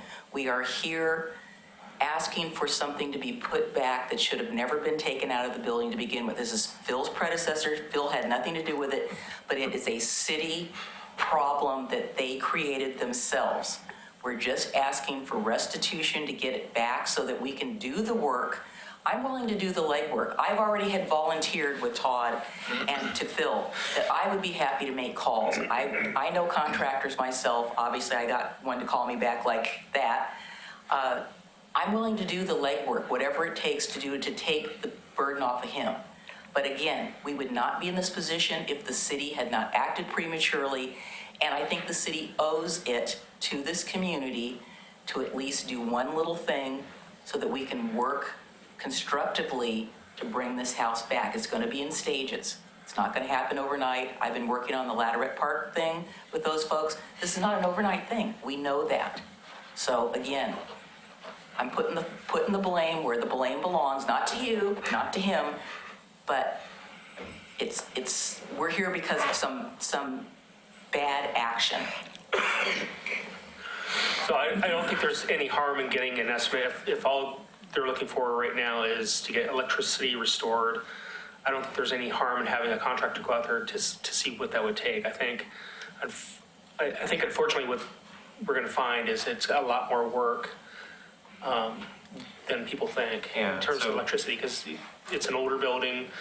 You're probably going to have to rewire the whole thing. It has some knob and tube. I mean, it's an old building. PGE may choose not to hook up the lines. We can do all the work on our end, and they may choose not to hook up the lines. PG would not hook it up unless it was safe and That's what I'm saying. permitted. Yeah. They could choose not to hook it up after we've done all the legwork and the expense. You know, I'm kind of along the lines of Sean. I don't see the need to spend the time and resources. I completely disagree with Denise that the city owes this to the people. The city owes a lot of people a lot of things. That's what the city does. And to put this as a priority of what is owed to one individual or a group of individuals is it's an unfair statement. You know, we could have the argument of who owes who, and we'd never get out of this meeting. The truth of the matter is, the money, as we saw with the deferred maintenance, is there's less coming in than is going out. And I think that is what is to consider. And so if private individuals, or even if McLaughlin Neighborhood Association wants to do some legwork on this, nail down some contractors, see what PG is willing to do, and all it takes is Phil maybe walking out there with a visit to hear the information, then I'm for that. Otherwise, put it on the list. I think that was my point, is if they're willing to do that legwork and have somebody come out and do an estimate for them at no cost, and get a scope of work for just the heat, then I don't see any harm in that. I agree. So I will say that early on in my time here, we did contact PGE, and they did say they would not come out to look at the site without us saying for sure we were going to put money into the property. We did have an electrical consultant, electrician, come out and look at the property, give us an estimate. I did share that with Denise and the stakeholders group. I'm trying to remember, it was somewhere in the 4,000-ish range. It also required us to substantially limb up one of the trees nearby. And we, have that information. I can bring it forward as part of the conversation. But to Sean's point, we had the conversation earlier today of having one FTE for facilities in our entire city. So that means maintaining City Hall, maintaining the library, maintaining all of the other buildings that we have in our system, and even having her go out to meet an electrician is work that she can't do at one of our many other inhabitable facilities that are used regularly for 30,000 plus people per month, as opposed to a house that currently does not have a budget or direction to move forward. So that's where we're at, that's where staff have been positioned, and it's a difficult decision, and I don't like to tell people that we don't have time or resources to put into those things, but that's where we're at, based on the resources that we do have. Agreed. And if it was $4,000, that would be surprising to me, that it's that low. But if that's all it is, I would say if McLaughlin Neighborhood Association can come up with that money or through other means, and they want to take on that burden, then I think we should let them, and at least get the heat restored. Well, and the stakeholders group was pretty much unanimous that the building is worth saving. I'm getting a sense that we're just letting time pass until it's hopeless. I would agree. And I don't like that.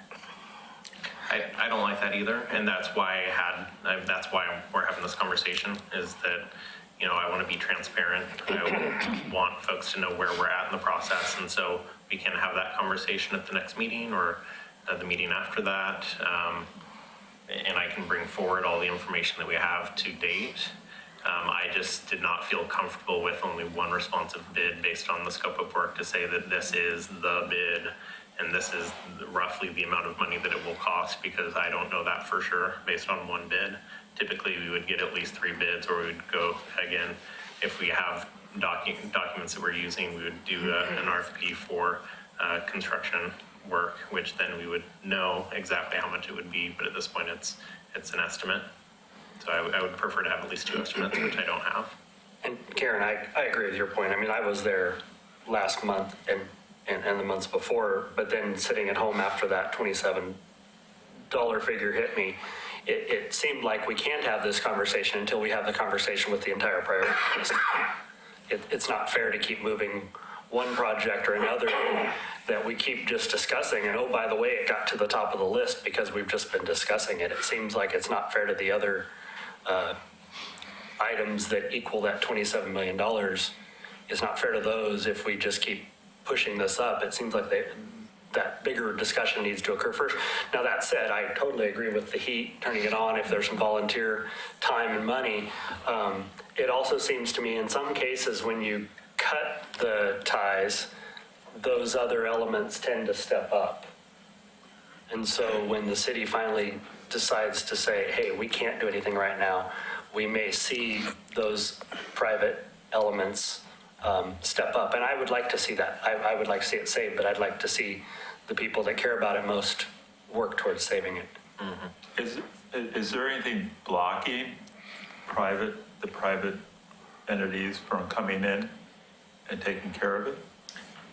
No, I mean, we've had conversations as a stakeholder group around the different options that would be available for that house, some of which could be forming a 501c3 dedicated to maintaining the house, which the city is open to that conversation.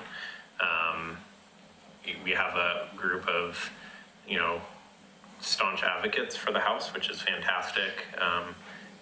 But we don't have a system in place to move forward really at this point. So to my knowledge, there's been no groundswell around, you know, creating that separate organization and really investing. And I know that there's a lot of folks who, you know, to Denise's point, would give to the house and give to make sure that it is a facility that could be used in the future. I just don't know for a fact like what that, you know, if we were able to get $5,000-$10,000 to do the initial work, I would feel badly to have them invest their hard-earned money into a project that we don't have the additional $800,000 to make it a habitable, usable facility, and to have that money wasted. I think your transparency has helped that along, though. I mean,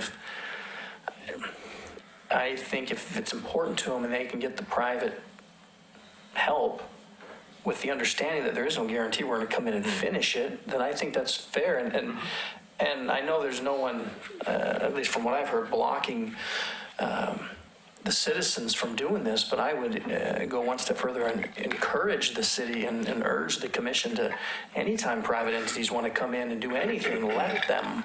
Like, let's open those gates as wide as we can. You know, and again, I'm not suggesting this is the case, but let's make sure we don't create bureaucracy that hinders people from wanting to do good. I be willing to bet there's an electrician in the city of Oregon City that would just love to do some weekend work, and if he loves the house or she loves the house well enough, it may be to close to no cost. Just like citizens come in and paint, and they come in and they rake leaves, and they come in and they repair, and I think it's right along those same lines, and I would encourage that. And I would also say that the best projects usually are the ones where the city does not get involved very much. Like, just let it happen with the community and the citizens, and give them our blessing and encourage it.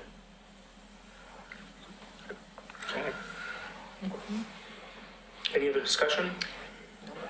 Phil, do you need anything more in terms of direction? No? Okay.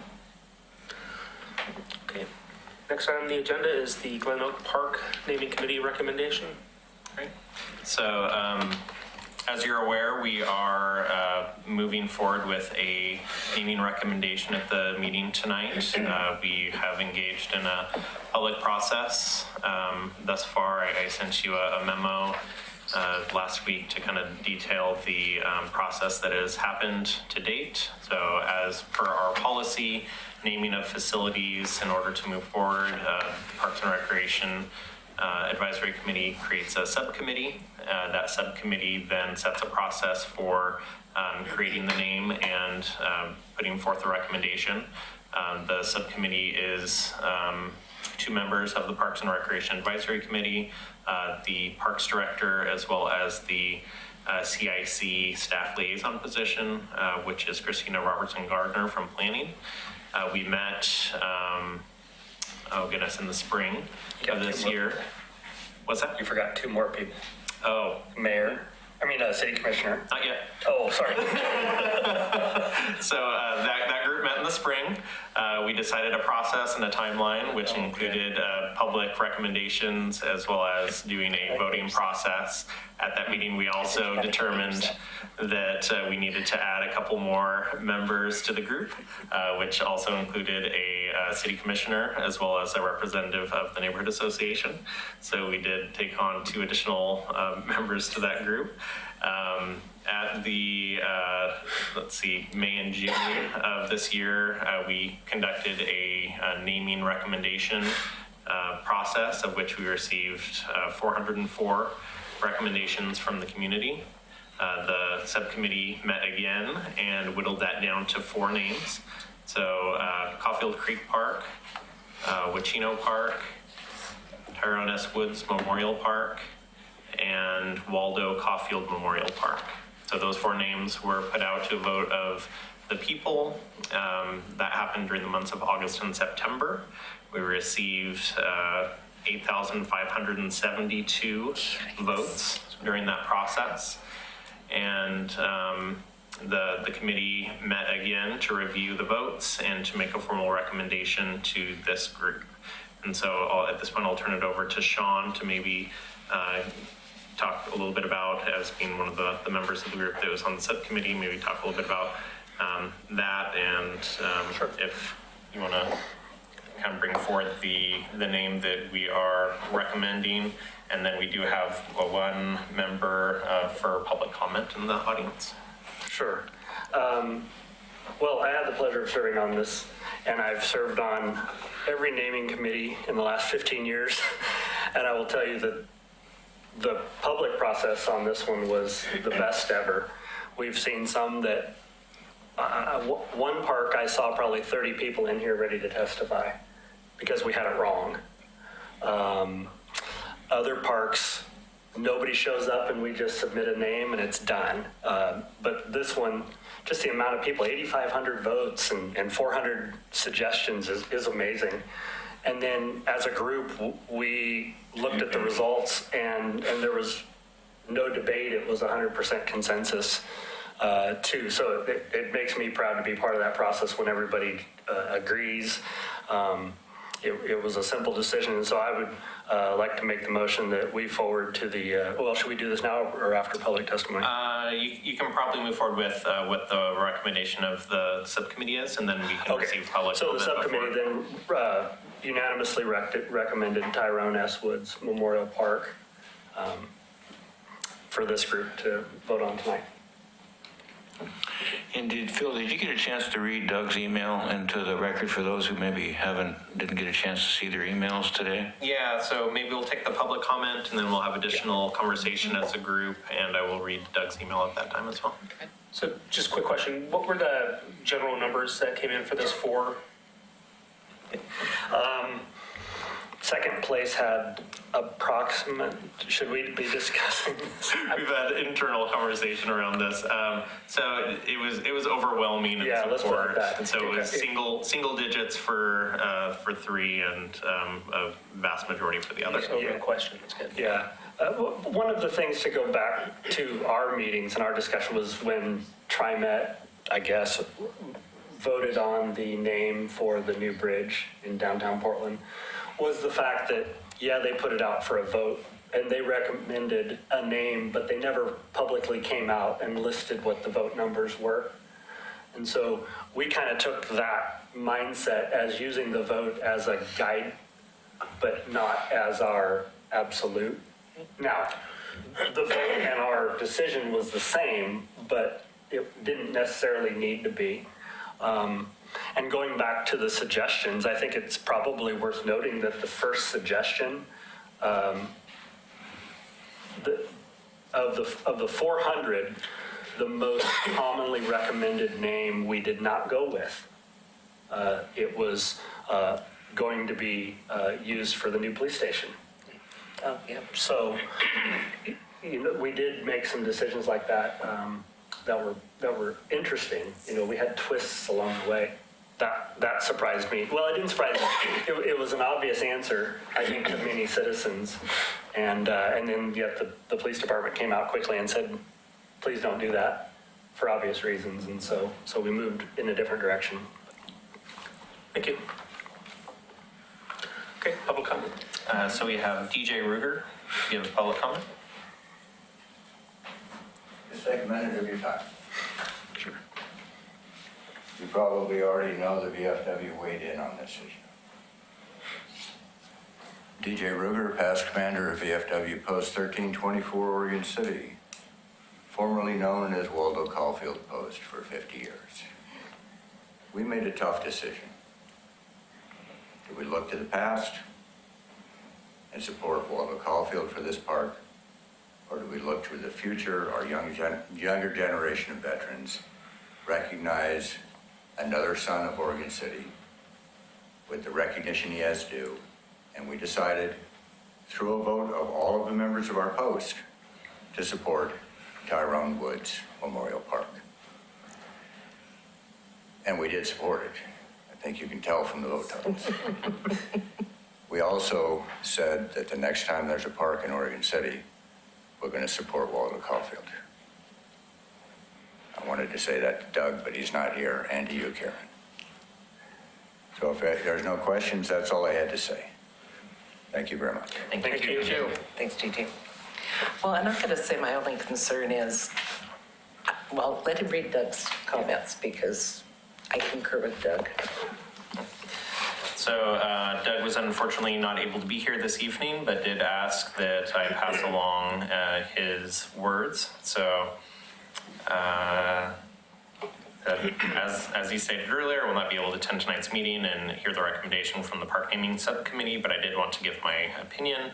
I support the name Waldo Caulfield Memorial Park. The name represents a fallen soldier, the name, as I understand it, of family that homesteaded in the area, and the name of a watershed that contains the park. While there may be strong support for naming the park after Tyrone S. Woods, his name is highly visible in the memorial section, Highway 213. It is important to recognize those that have given their lives during wars outside of our memory, as well as within our memory. Thank you. And I don't, DJ lobbied me. I don't have a problem with the other name. I just think that you know, that is the Caulfield's property. It makes sense. We named John Storm Park after somebody who died in that park. Every other park has a name because some family member gave it to us or it's random. And that kind of, we could come up with something else for Tyrone Woods too. So I'm still not going to concur, but I'm just one vote. I also wanted to comment that I know that's how Wesley Lynn Park was named, was after a member of that community in that area, that park was named after him. And I think that, I'm not sure what it's a subjective, at this point it can be subjective of the top 4 names. Is that how the naming committee came to that conclusion? I'm not sure I understand your question, but the naming committee is putting forth that one name after meeting and following the process. And so my intention tonight was to make a motion and move that name forward.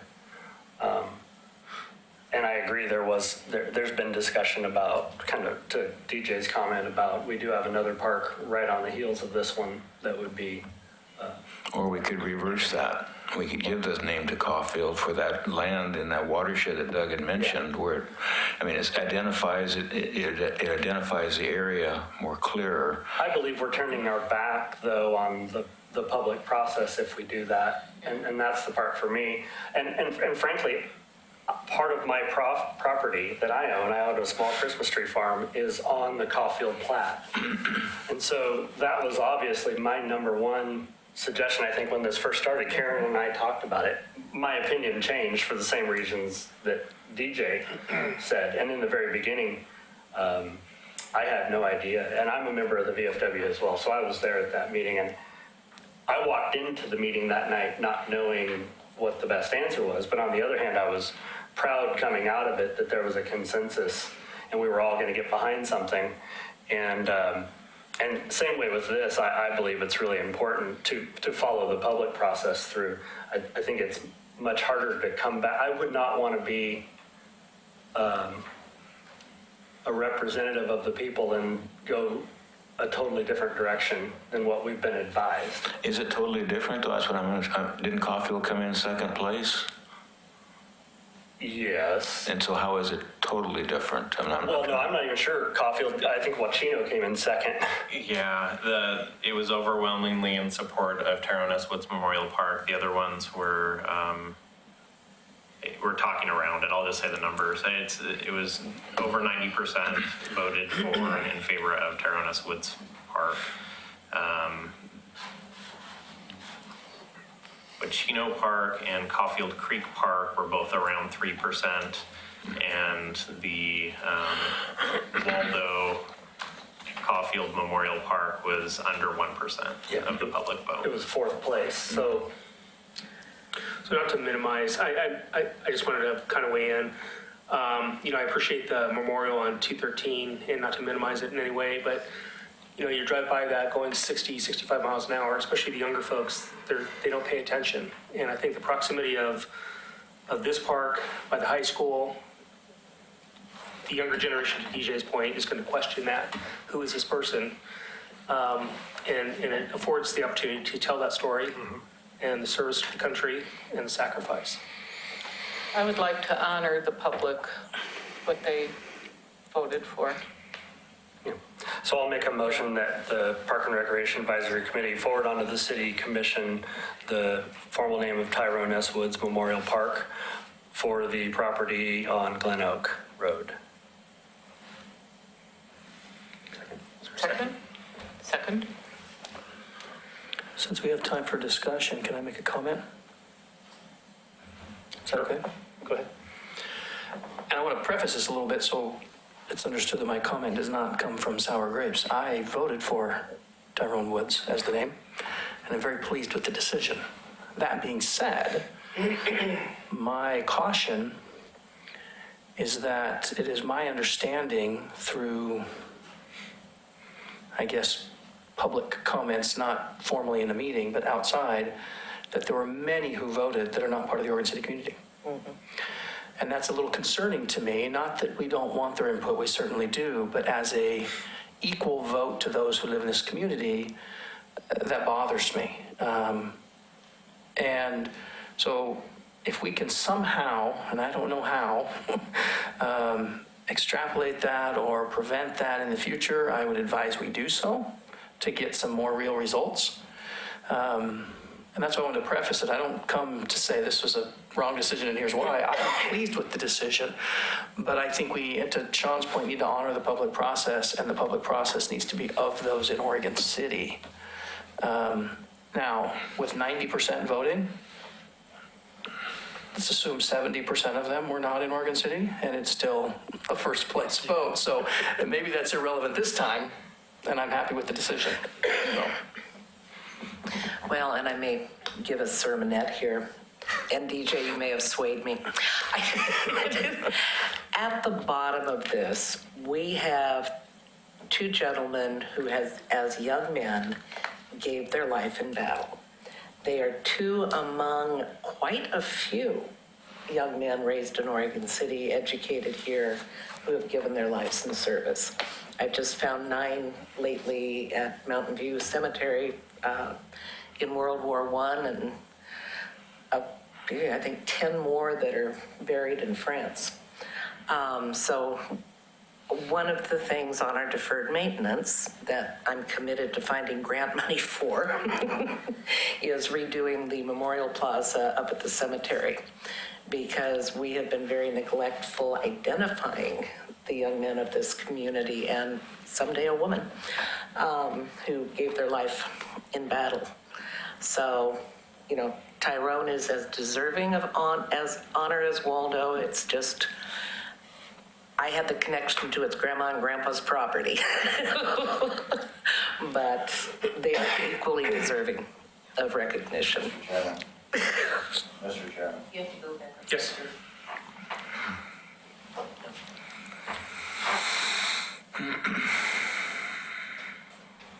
Just to reiterate, it was a very hard decision for us to make which way to go. We had one foot in the past, but we're looking to the future. Thank you all so much. Yeah, and remember the VFW post used to be called Waldo Caulfield. Yeah. So to me, I thought that was I thought that was the slam dunk answer And you can always go back to in the beginning.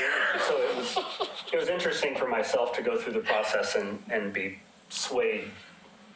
And to be honest, what I didn't say was 3 years ago, I had a meeting with the police chief, and I thought I was going to get in front of this whole thing. And my sole purpose for that meeting was to talk about naming that property after Robert Lipke. And I really got to know the police chief that day, but he was dead set on no. And I walked out of that place completely shocked, but in agreement. So kind of full disclosure, I've been thinking about this thing for years. I was the sheriff of Pratt when we purchased the property in 2007. So it's kind of been something, you know, I wanted to see it start to finish. So. Okay, any other discussion? We have a motion and a second. We do. So first by Sean, seconded by Lisa. We will take roll. Daniels? I abstain. Bollinger? Aye. Novak? Aye. Cook? Aye. Dashler? Aye. Maury? Aye. Vallertais? Aye. And the motion passes.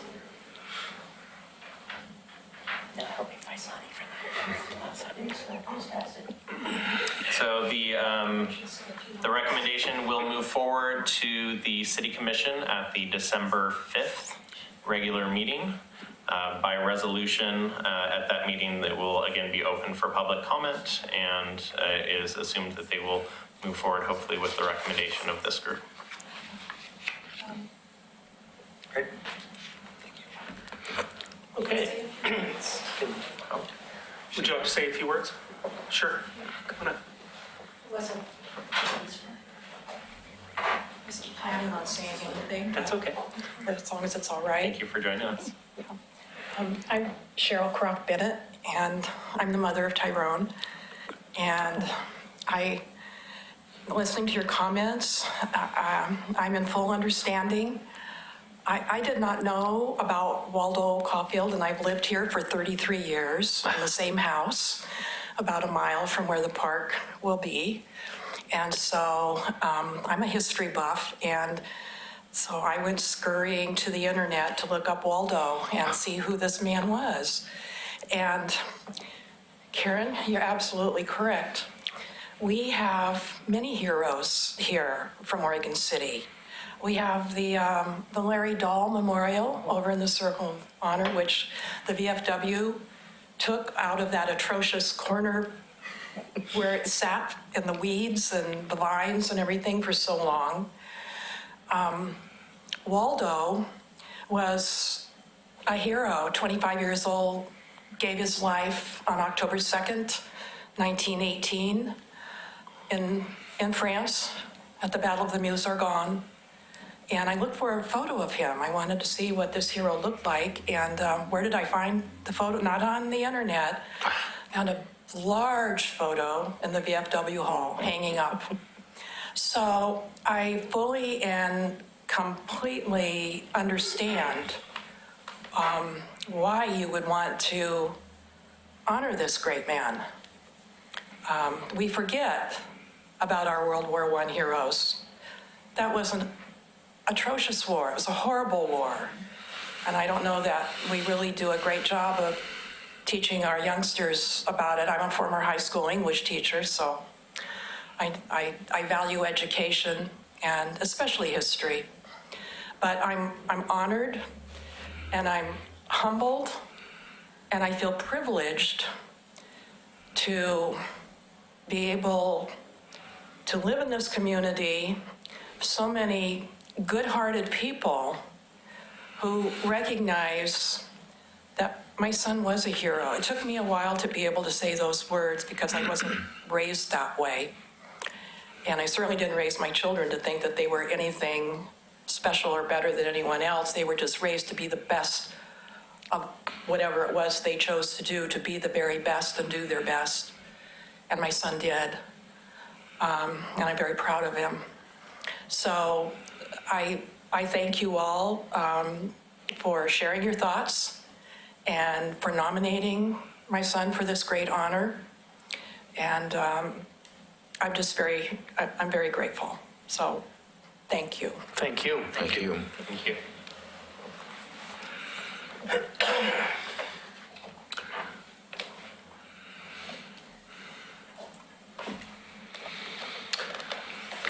Our rep park. So just a quick update, really quick on the Willamette Falls Legacy Project. The RFP for design or for architectural services and engineering services is currently open and closes on November 20th. So it's anticipated that they will hire a firm to kind of walk us through the initial design work to get us to construction drawings and the permitting process. So that's ongoing right now. Anticipated to have them on board sometime early in the new year and then to move forward with the process. It's currently part of the joint permit application process. So I can see Glenn giving me a little bit of a confused look. So I've got a question. So part of the JPA, they asked for additional information, so we started to move forward with this design contract so that we could get to a level of certainty so that they could give appropriate comments and be able to move forward to a signed joint permit application through the Army Corps of Engineers and Department of State Lands. So all the beautiful drawings I went down to OMSI and saw, are those just concept drawings? They're not Conceptual detailed drawings. enough? Okay. Correct, yep. But this is staying with that Correct, as yeah. the framework? So that's the framework of the design. They will be moving forward again with the phase 1 design work, which will be the prominent view of the falls from Mill H, and then the access from the interim parking area along Main Street, and some selective demolition of the yard space and interim use of that space as well. I have a small, well, not such a small question, but access to that site is part of this project, of course, crossing 99 specifically. Yeah. So at what point in time does that come into play when they start moving forward with actually constructing reconstructing or constructing buildings across. I mean, is that part of your domain, shall I say, or at least is that outside the walls of No, there's probably going to be some improvements made along 99E and Main Street that will allow for better access into the property. As you said, it's it's a state highway. It's a difficult area to get to. Some of it will be down to just timing of lights to allow for enough time for pedestrians. There's requirements for, it's a main shipping route, so it's requirements for ODOT has in place for not enough closure time, I guess, as it were, along 99. So they need to keep within certain times for certain periods, particularly as during the rush hour timeframes. And part of the work that's happened to date has been around alternate modes of transportation demand management plan in place to allow for different modes of transportation to get to the properties. A lot of people ask about, when is the parking garage going to be put in place? Well, that's not the first thing that's going to happen. There will be a lot on site, but there will be, a lot of need to talk about alternate modes of transportation, including crossing by pedestrian route across 99E into the site. So some of those things will be happening, probably not until future phases. So probably looking at a phase 2 or further down the line. So for the phase 1, it's primarily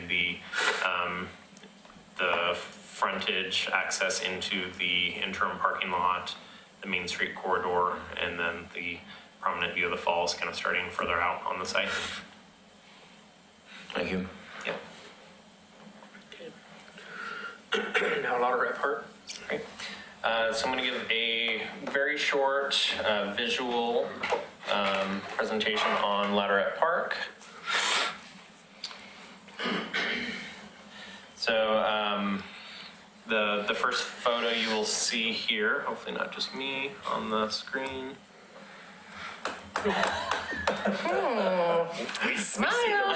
How can we get the Secondary picture on our screens. We can actually see the presentation. So for those in the viewing audience and at home, With my picture. so we have a very nice picture of the work that happened during the e-paint event, which includes members of our group as well as, I'll just move on, as well as a member of our audience. Denise is in there as well. Great picture. Next photo that I'm going to show you is the concept design for Lotterat Park, which was done with Greenworks.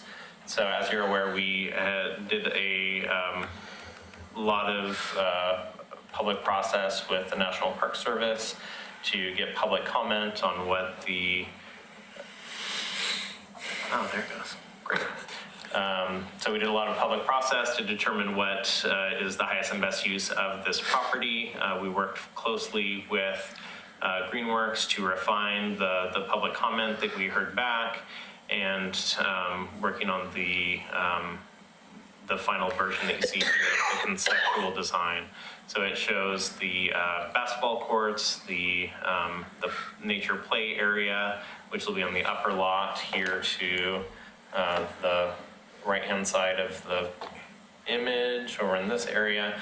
The main reason that we are doing a lot of this work and why it became a larger project is that in order to get to this upper area, we need to have ADA accessibility all the way through. So we have a ramp coming up and into the play area, which is really important. We also have a walking path around the outside of the play area and a slide coming down into the play area over here. On the next slide, we have some precedent images that are anticipated to be built out on the site. It'll have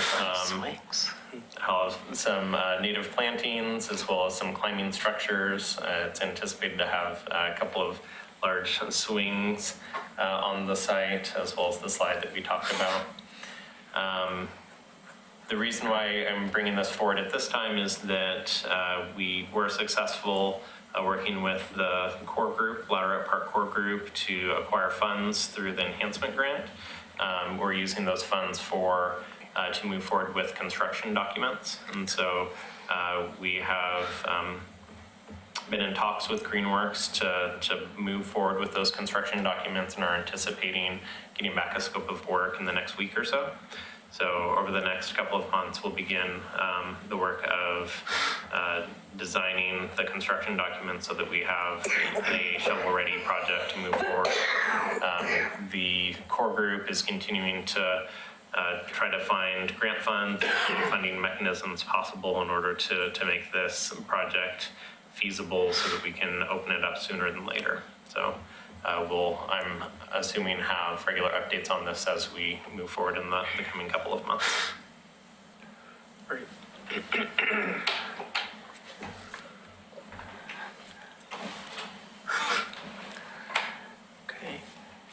Memorial Bench Program.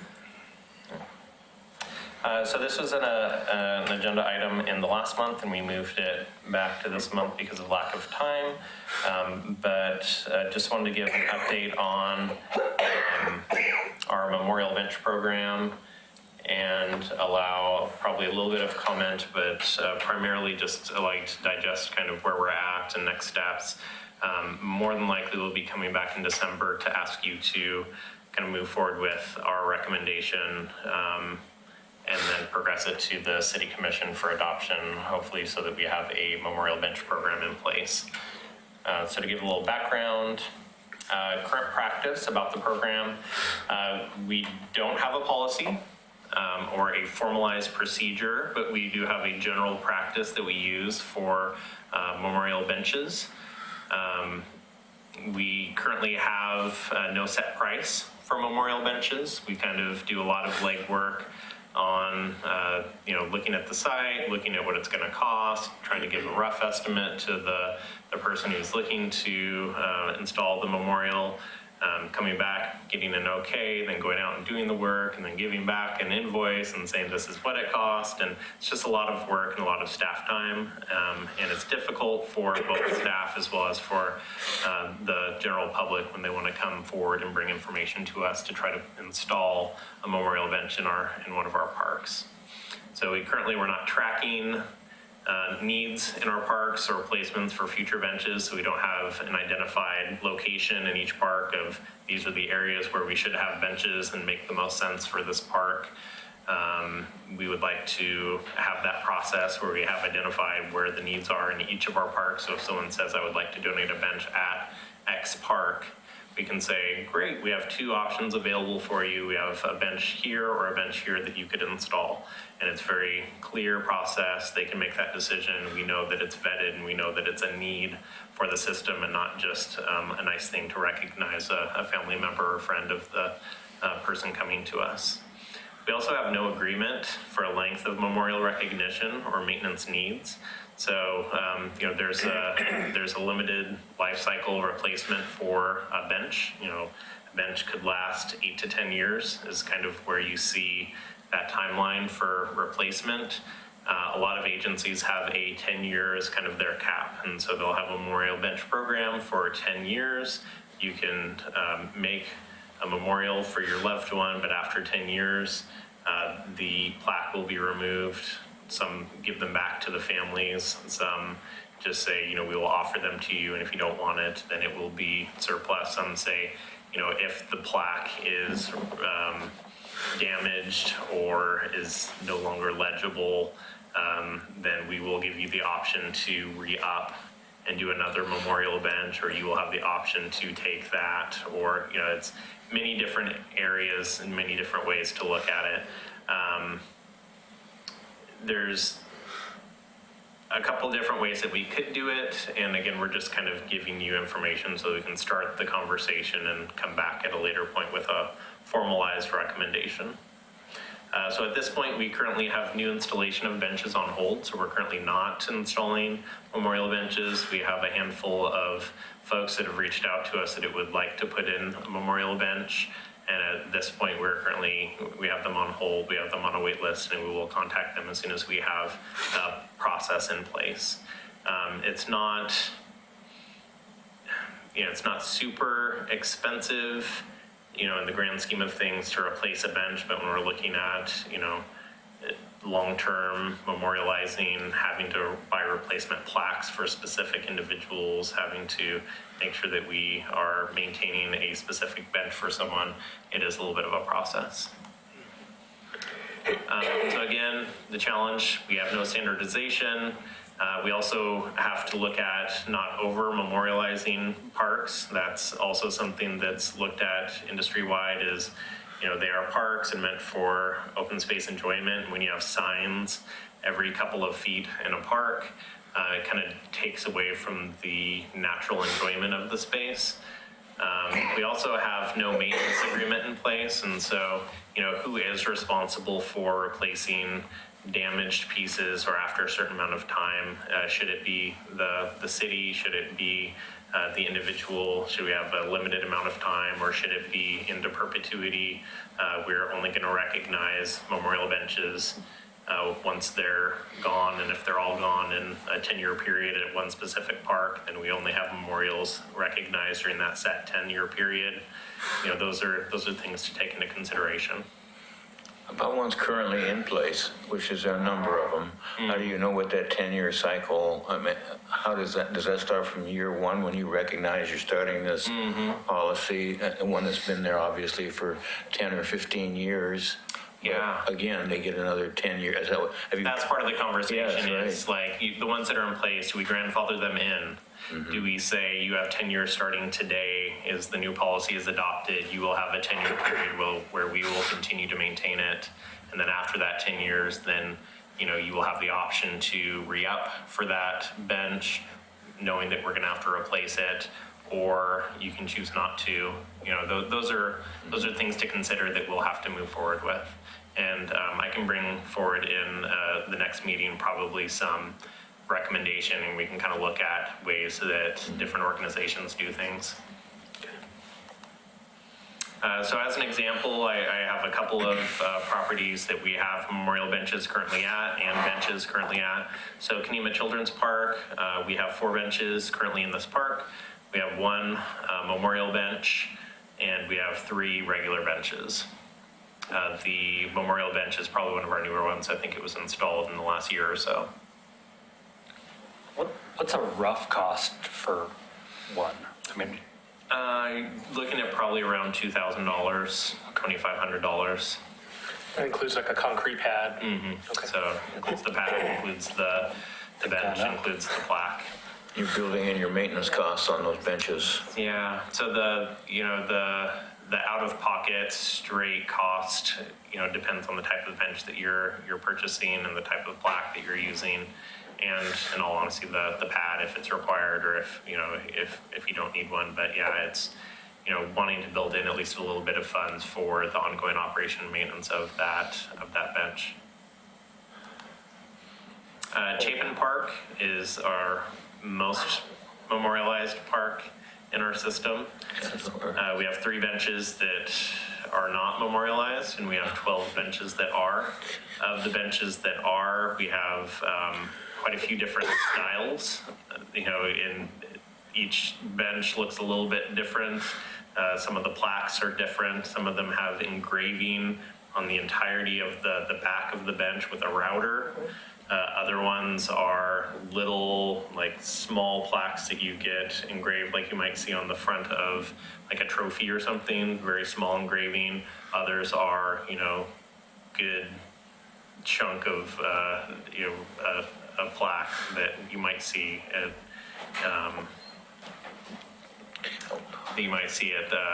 at a large formal memorial. So Chapin Park is an example. We only have 3 benches that in theory could be made into memorial bench sites, but after that we would be out of memorial space. Ellendale Park has 2 tree memorials, only has 1 bench memorial, which is a little bit of a newer memorial, and 13 current benches in the park. This site, we have an individual who would like to donate 2 benches for memorial currently, who's on our wait list. So that'd be 2 additional benches on the site and not in the current bench locations. Do you have a policy on memorial trees? We don't, and I think my policy on memorial trees is that I would not recommend having memorial trees. It's a difficult policy. It's something that's alive. It's to have a memorial plaque in a location that, one, doesn't interfere with the root system, or two, doesn't get hit by a mower, or three, doesn't get buried by the grass and other things around it. It's a difficult proposition and something that a lot of agencies are no longer doing. So are you discouraging, or are you discouraging them? I am discouraging them, yes. And something that we haven't accepted in my time here. We have done a couple of memorial benches, but we have not done any memorial trees, and something that I wouldn't recommend, and that our park maintenance manager also would not recommend. So we have a little bit of a to-do list. So we're going to we have done some research on best practices, but we'll continue to do some best practice research across the industry. We're going to come back at a new meeting coming up, whether it's December or January, to make a formal recommendation to continue the conversation. Anything that we do, we want to make sure that it's supported by the community as a whole and supported by the commission, as well as PrAC, obviously. So want to make sure that we have a full vetted process and that we allow some public comment and we allow that to kind of play out. So we'll be bringing those back. Hopefully we'll have a good discussion. Hopefully you'll have a little bit of time to digest the information that we've provided and try to think of best ways that we could approach this. Well, you have this photo on. This is something that Larry Potter at the time took the advice from others in the Portland Park system. There's a reason for that middle railing there. So people can't sleep on the bench all day long and all night long. Yeah. And so it's been functional as well as an added amenity. Yeah. Well, and there's more benches. We showed us in the slideshow, and interestingly, they've all been donated by the Oregon City Women's Club. There's more benches. There's one at the top part, two at the library. and Oh three at yeah, the we haven't cemetery. done a full inventory yet. But we just paid a year or 2 years ago to restore the three at the cemetery. So when you're looking at policies, particularly when it's a club or an organization, maybe built in. The options. We'll come back to you in 10 years to tell you what needs to be painted and replaced. Yeah, I was kind of thinking Because we just took it on ourselves to repair the Yeah. ones at the cemetery. Yeah. Actually, we put it on a Boy Scout, but we paid him. Yeah, we have quite a few that were donated by the Women's Club. We have Rotary have donated a few. Yeah, there's quite a few organizational donations as well. Yeah. So yeah, we'll come back with a full list of, we have this many, this is, if we were to do every 10 years, the cost would be this much. We'll have all that data for you. This was just an opportunity to kind of hear where we're at, initiate the conversation. We do have one person for public comment, Denise McGriff.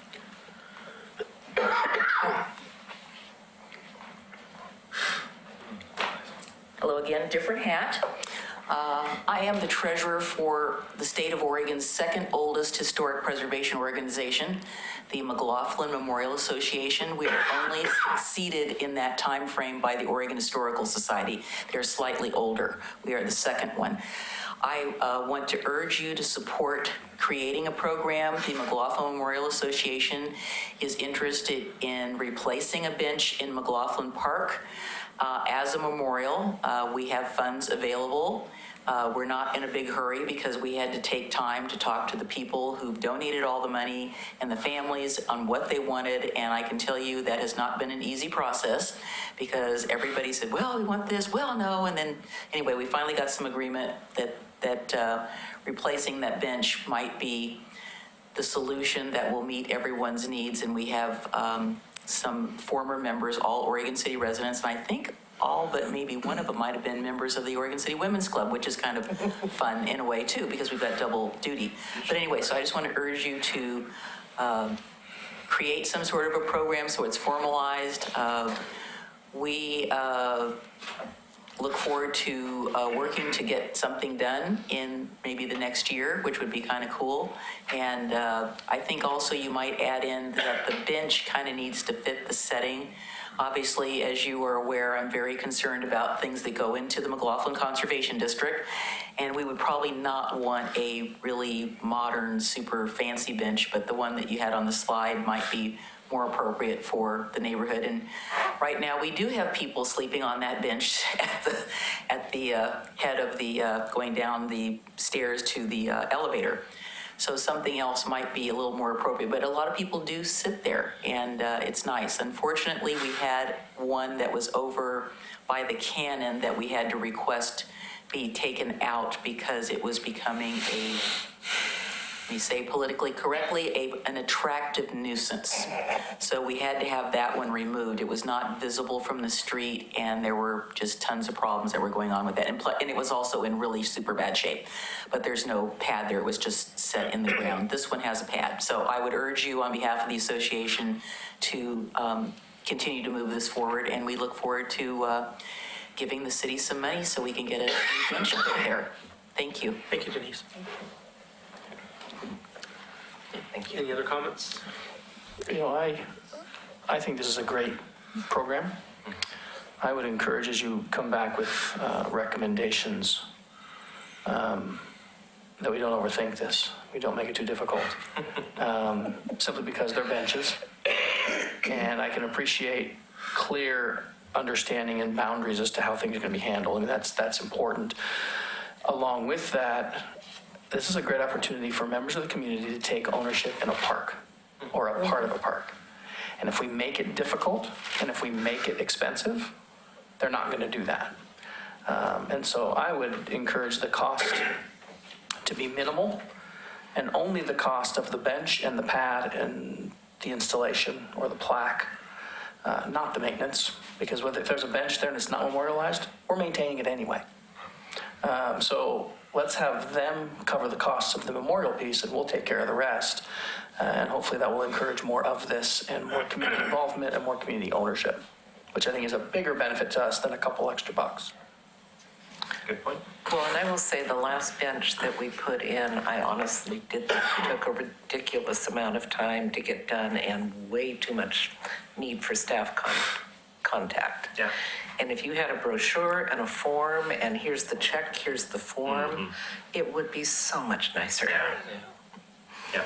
And that's our goal, is to streamline the process, minimize staff time, minimize the amount of frustration for the public, and make sure that we have a process well into the future that we know we can depend on. Other general business? None on this end? Okay, member reports, Mr. Phil. I have none. I have none. I attended the Waterbork Ivy Poll last Saturday, and I think it was a success. I think we did well, maybe 20, 25 trees amongst us. It was well attended. The weather was beautiful, and we're coming along there. Good progress. So I've got 2 months to stand on the soapbox before I'm on term limits, and I'm going to bring the same thing up twice because it's eaten at me a little bit the last couple meetings. But I had a discussion with a fellow PrAC member about a month ago, and they said they lived about 10, 12 blocks from the nearest park, and I thought I lived about a mile from a park, and so I looked it up, and I live 2.3 miles from the nearest park, and I live in the city limits. And after hopefully Tyrone S. Woods Memorial Park is built, I will only live 3/4 of a mile from a park. So just give you an idea of how far the parks are for some people. And as we say on the board, next month, we're all going to interview new candidates. And it's extremely important to me that we all remember we're representing everybody in the city. When I got on this board, it was because I lived 30 feet from a city park. And so that was going to be built. So I wanted to be able to influence it. And it was a very narrow way of thinking, but it got me involved in this, and then I quickly learned there's so much more. So, I encourage everybody here to pick an area outside of their neighborhood, learn the needs.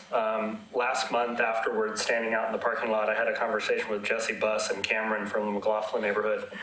And I talked with them about advocating for other parts of the city. My neighborhood association, for all intents and purposes, doesn't do much compared to a neighborhood like McLaughlin, which, in a sense, is, I envy some of their efforts for parks, for maintenance. But our conversation was interesting, and Cameron, I believe, was intrigued by it. My challenge to him was to pick some of those other areas and help maybe some of those groups or communities learn to advocate for what's going on there. Kenema has done very well, McLaughlin's done very well, but right now the most underserved area of the city is exactly where this new park should go, but it's been deficient for 15 years.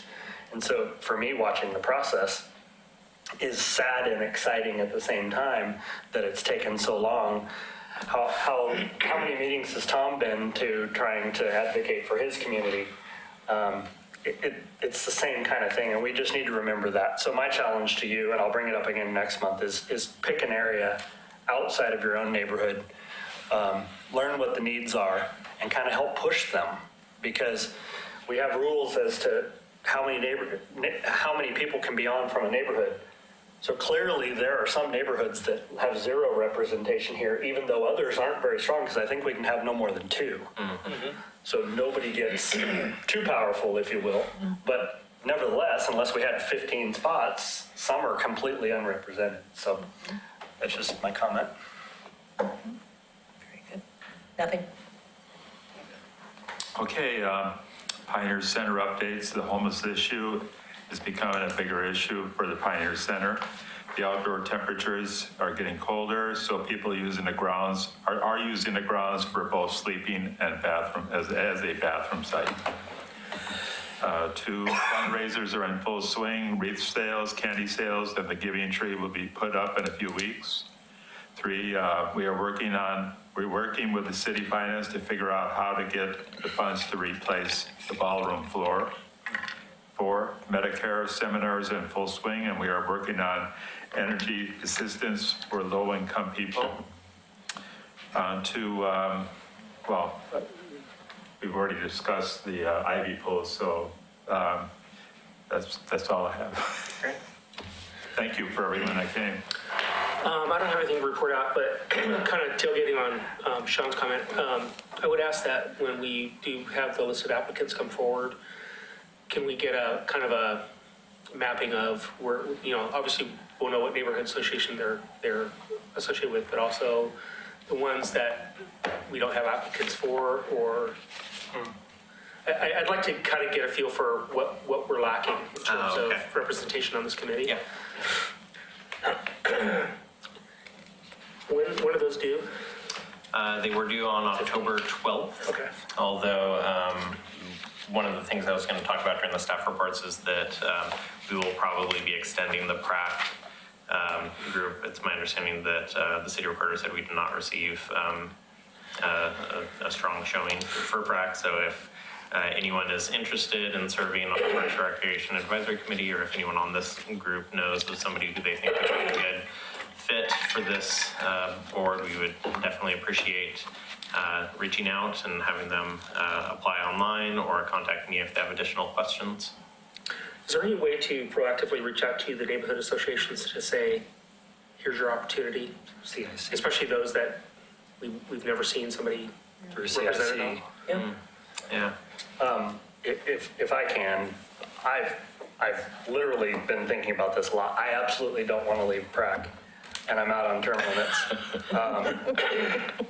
And our policy is 6 years. It's a policy that it hasn't been adjusted for about 10 years, but my first 5 or 6, we used to adjust it every other year, because one year we'd have 5 total and we'd have 7, and now we're at 9 and normally filling it.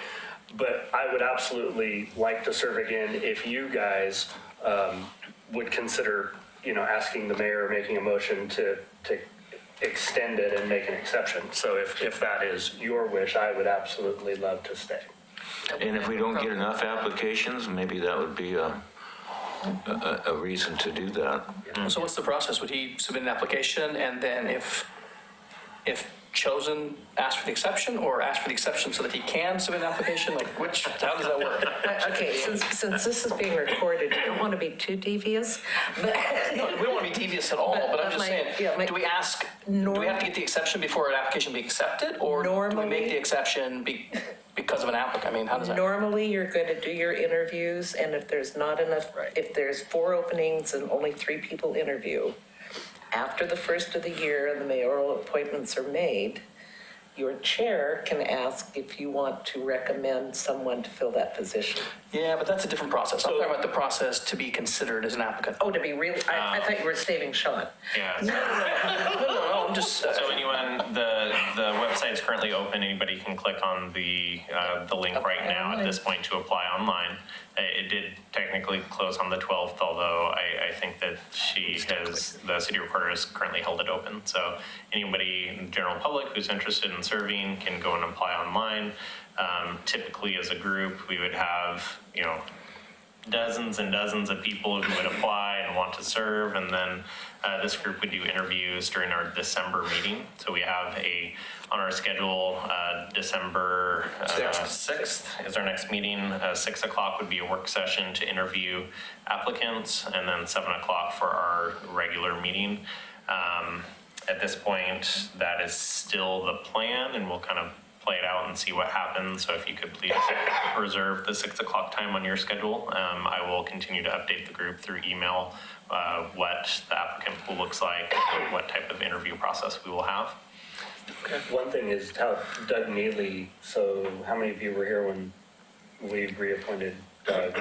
So Doug was the mayor, and we had 3 applicants for 3 spots. And so at our December meeting, we forwarded those 3 applicants, and we actually said something along the lines of, because I made the motion, that if for any reason any of the applicants has to withdraw or chooses not to accept their nomination, then we would like to extend an invitation to Doug Neely, to the former mayor, to fill that vacant position.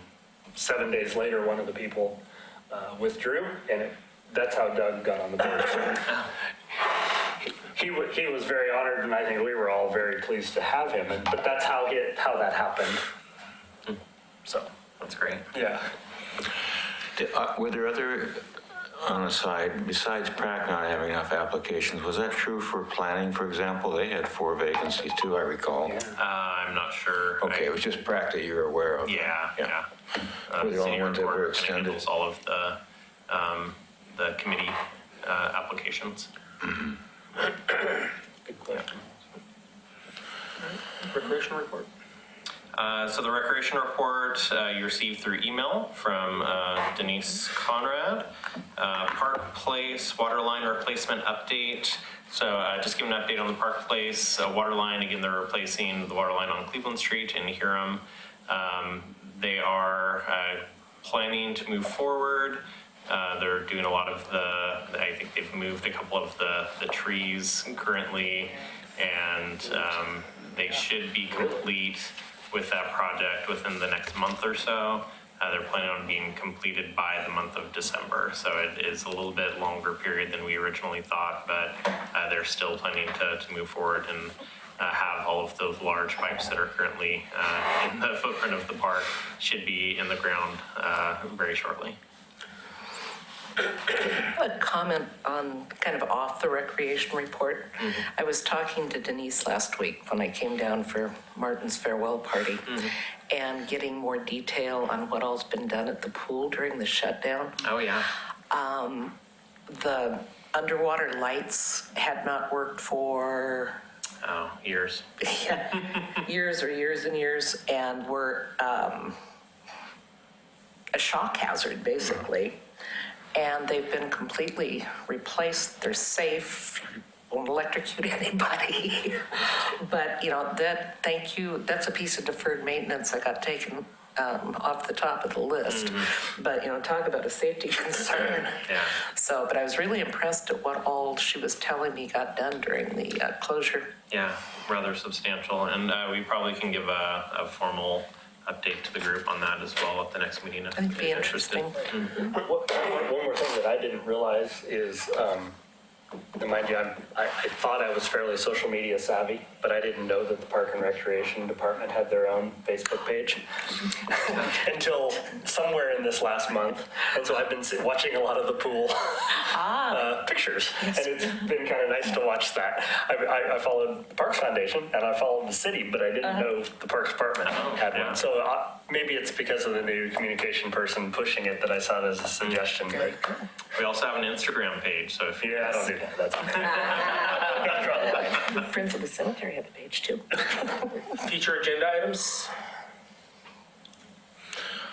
I assume, I ask this every time, that Clackamat Park will someday show up on our agenda. And I know that we've got some issues with a bridge We being shall possibly master built in that park, or maybe not, but it's the first go around. Is that, and it's also part of our master planning that we decide whether it becomes a charter park or not? Yes, so it is still in the plan. We still have funding for it. We still plan on moving forward. We have a draft version. We've just not put it out yet. So it will be done shortly. And again, I apologize for the timing. It's amounting to staff time to manage that process. Is the boat ramp the first thing we'll try to tackle when we get to that planning The boat ramp is process? part of it. So the boat ramp, the RV park, the property across the street, which is the overflow parking. Yep. Any other items? I'd like to see us pick up where Bill was talking about earlier and address the name of the boat launch and parking area that we typically call Sportcraft. I'd like to see that addressed sooner than later. I think there's probably some consensus as doing something.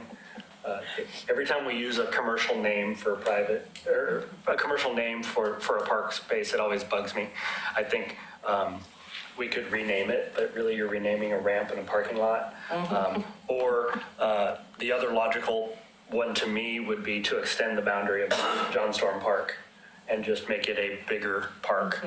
I think that makes And sense. so, When we can get under the bridge. yeah. So I think doing something like that would be probably a simple gesture, but it would make a lot of sense.